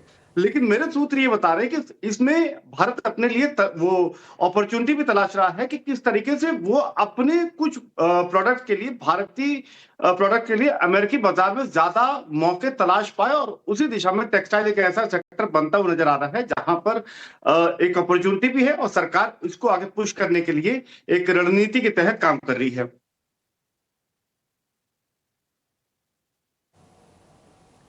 ठीक है, अब मेरे को बताइए सर आगे कैसे पुश होगा? वहाँ हमारे यहाँ तो थोड़ा टैरिफ वाला वॉर चल रहा है, डोनाल्ड ट्रंप तो सुनते नहीं आजकल किसी की बात, तो ये होगा कैसे? डिम्पी जी, इसके पीछे 3 कारण हैं। एक इसमें जियोपॉलिटिकल कारण है, दूसरा इसमें जो डोमेस्टिक इंडस्ट्री है वो भी एक बहुत बड़ी वजह है और तीसरी जो वजह है वो ये है कि पहले से ही जो एक्सपोर्ट है टेक्सटाइल का वो उसका बास्केट और बढ़ सकता है। मैं आपको विस्तार से बताता हूं। सबसे पहली बात यह है कि भारत को ऐसा लगता है कि पड़ोसी मुल्क में जो उठापटक हुई थी 2024 और उसके पहले, मैं विशेषकर बांग्लादेश की बात कर रहा हूं, उसके चलते टेक्सटाइल में अब भारत के लिए लोग ज्यादा रुख कर रहे हैं क्योंकि यहाँ स्टेबिलिटी है और यहाँ पर क्वालिटी इंप्रूवमेंट हुआ है। तो पड़ोसी मुल्क की उठापटक और भारतीय टेक्सटाइल इंडस्ट्री का बढ़ना और क्वालिटी में सुधार होना, ये पहला बड़ा कारण है। दूसरा यह है कि जिस तरीके से रूस और यूक्रेन के बीच युद्ध में अब विराम लगता हुआ नजर आ रहा है, इसकी संभावनाएं बढ़ रही हैं। इसके चलते भी माना यह जा रहा है कि यूरोपियन मार्केट में, अमेरिकन मार्केट में टेक्सटाइल की मांग, भारतीय टेक्सटाइल की मांग बढ़ सकती है, ऑर्डर बुक बढ़ सकता है। और तीसरी बात यह है कि भारतीय जो टेक्सटाइल है, विशेषकर जो कस्तूरी यार्न है, कस्तूरी का यार्न का मतलब यह है कि ये सबसे फाइनेस्ट कॉटन है इंडिया का, जो जिसकी क्वालिटी इंटरनेशनल लेवल की है और इसके एक्सपोर्ट पर ज्यादा जोर दिया जा रहा है और इसमें अमेरिकी मार्केट में इसको ज्यादा तरजीह दी जा सकती है। तो ये 3 प्रमुख कारण हैं। यही वजह है कि जिसमें सरकार को लगता है कि अब इंडियन टेक्सटाइल का जो एक्सपोर्ट बास्केट है वो बढ़ सकता है और ऐसे में जब भारत सरकार के साथ अमेरिकी जो ट्रेड मिनिस्टर है उनके साथ में नेगोशिएशन चल रहा है और ये नेगोशिएशन आगे जा सकता है, उसमें सरकार को लगता है कि इंडियन टेक्सटाइल के लिए अमेरिकी मार्केट में ज्यादा एक्सपोर्ट की संभावना बन सकती है। इसलिए सूत्र इस पे ये बता रहे कि बहुत जल्द टेक्सटाइल मिनिस्ट्री, भारतीय टेक्सटाइल मिनिस्ट्री स्टेक होल्डर के साथ में एक अहम मीटिंग कर सकती है। विशेषकर जो इंडस्ट्री प्लेयर हैं उनके साथ इस मीटिंग के जरिए ये रास्ता निकालने की ये सुझाव मांगे जाएंगे कि आप किन प्रोडक्ट के एक्सपोर्ट पर फोकस है, आपकी जो करंट मैन्युफैक्चरिंग कैपेसिटी है इसको और आप बढ़ाइए। इंडिकेशन पहले ही दिया जा चुका है और मैन्युफैक्चरिंग कैपेसिटी को बढ़ा करके आप तैयार रहिए क्योंकि अमेरिकन मार्केट में एक्सपोर्ट के लिए संभावना ज्यादा बनती हुई नजर आ रही है। ये इंडिकेशन सिर्फ भारत की तरफ से नहीं बल्कि सूत्र ये बता रहे हैं कि अमेरिका की तरफ से भी ये इंडिकेशन मिलता हुआ नजर आ रहा है। उसकी एक वजह है कॉस्ट, क्योंकि जिस तरीके से अमेरिका ने चाइना में रेसिप्रोकल टैरिफ लगाया है अभी 20% रेसिप्रोकल टैरिफ, उसमें कॉटन पर भी टैरिफ लगाया है। तो जाहिर बात है कि चाइनीज प्रोडक्ट अमेरिकन मार्केट में महंगे हो सकते हैं, जबकि अभी इस तरीके का कोई भी रेसिप्रोकल टैरिफ इंडियन मार्केट पे या भारतीय प्रोडक्ट पे नहीं लगा है। हालांकि आगे के लिए धमकी जरूर दी जा रही है, लेकिन स्थिति ये बनती हुई नजर आ रही है कि इंडियन टेक्सटाइल का अमेरिकन मार्केट में काफी चीप रहेगा एज कंपेयर टू चाइना, जो कि ऑलमोस्ट 1/4 एक्सपोर्ट करता है। तो ये तमाम फैक्टर्स को देखते हुए सरकार को लगता है कि इंडियन टेक्सटाइल मार्केट के लिए, इंडियन टेक्सटाइल प्लेयर्स के लिए एक गोल्डन अपॉर्चुनिटी है कि वो अमेरिकन मार्केट का दरवाजा खटखटाए और ज्यादा एक्सपोर्ट कर पाए, और उसके लिए अभी से तैयारी करनी बहुत जरूरी है। जी मीर भाई, बहुत शुक्रिया। आप इतनी अच्छी हिंदी बोलते हैं, तो आपसे आज आप थोड़ा आया कीजिए। सुबह सुबह हमको कोई खबर वबर अच्छे से दे जाएंगे ना, तो हमारे क्या ना कैलकुलेशंस थोड़ी और आसान हो जाएंगी मार्केट्स की। जैसे अब आप एक खबर देके गए, तो आप अच्छी हिंदी भी तो बोलते हैं, तो आज हमसे आप वादा करके जाइए। अब हमसे क्या, हमारे दर्शकों से वादा कीजिए, हमसे मत कीजिए। हमारा वादा तो आप तोड़ देते हो। आप दर्शकों से वादा करके जाओ आप कि आप आ रहे हो हफ्ते में कम से कम 2 दिन एक अच्छी खबर बढ़िया लेके आ रहे हो। ठीक है जी सर। करीब मेरे को नहीं पता अभी कितने लोग देख रहे हैं, लेकिन हाँ हज़ारों की तादाद में देख रहे होंगे। तो कीजिए वादा, आप कीजिए, वादा करके जाइए, ऐसे नहीं छोड़ेंगे हम आपको आज। बिल्कुल बिल्कुल, मैं ये पूरी 100% कोशिश रहेगी, और वादे के साथ मैं इसको निभाने की कोशिश करूंगा कि मैं बिल्कुल नई खबरों के साथ में वो खबरें जो हमारे दर्शकों को पसंद आएगी, उनको फायदा पहुंचाएंगी, और ओवरऑल जो अंडरस्टैंडिंग है अलग अलग सेक्टर्स की, उसको बढ़ाने में जरूर मदद करेगी। मैं इस वादे के साथ कोशिश करूंगा कि आपके सामने हमेशा सुबह एक बार दस्तक दे पाऊं। जी ठीक है सर, बहुत शुक्रिया, थैंक यू वेरी मच। अच्छा लगा आपसे बातचीत करके, हमेशा अच्छा लगता है, आज भी अच्छा लगा। बहुत शुक्रिया, थैंक यू वेरी मच।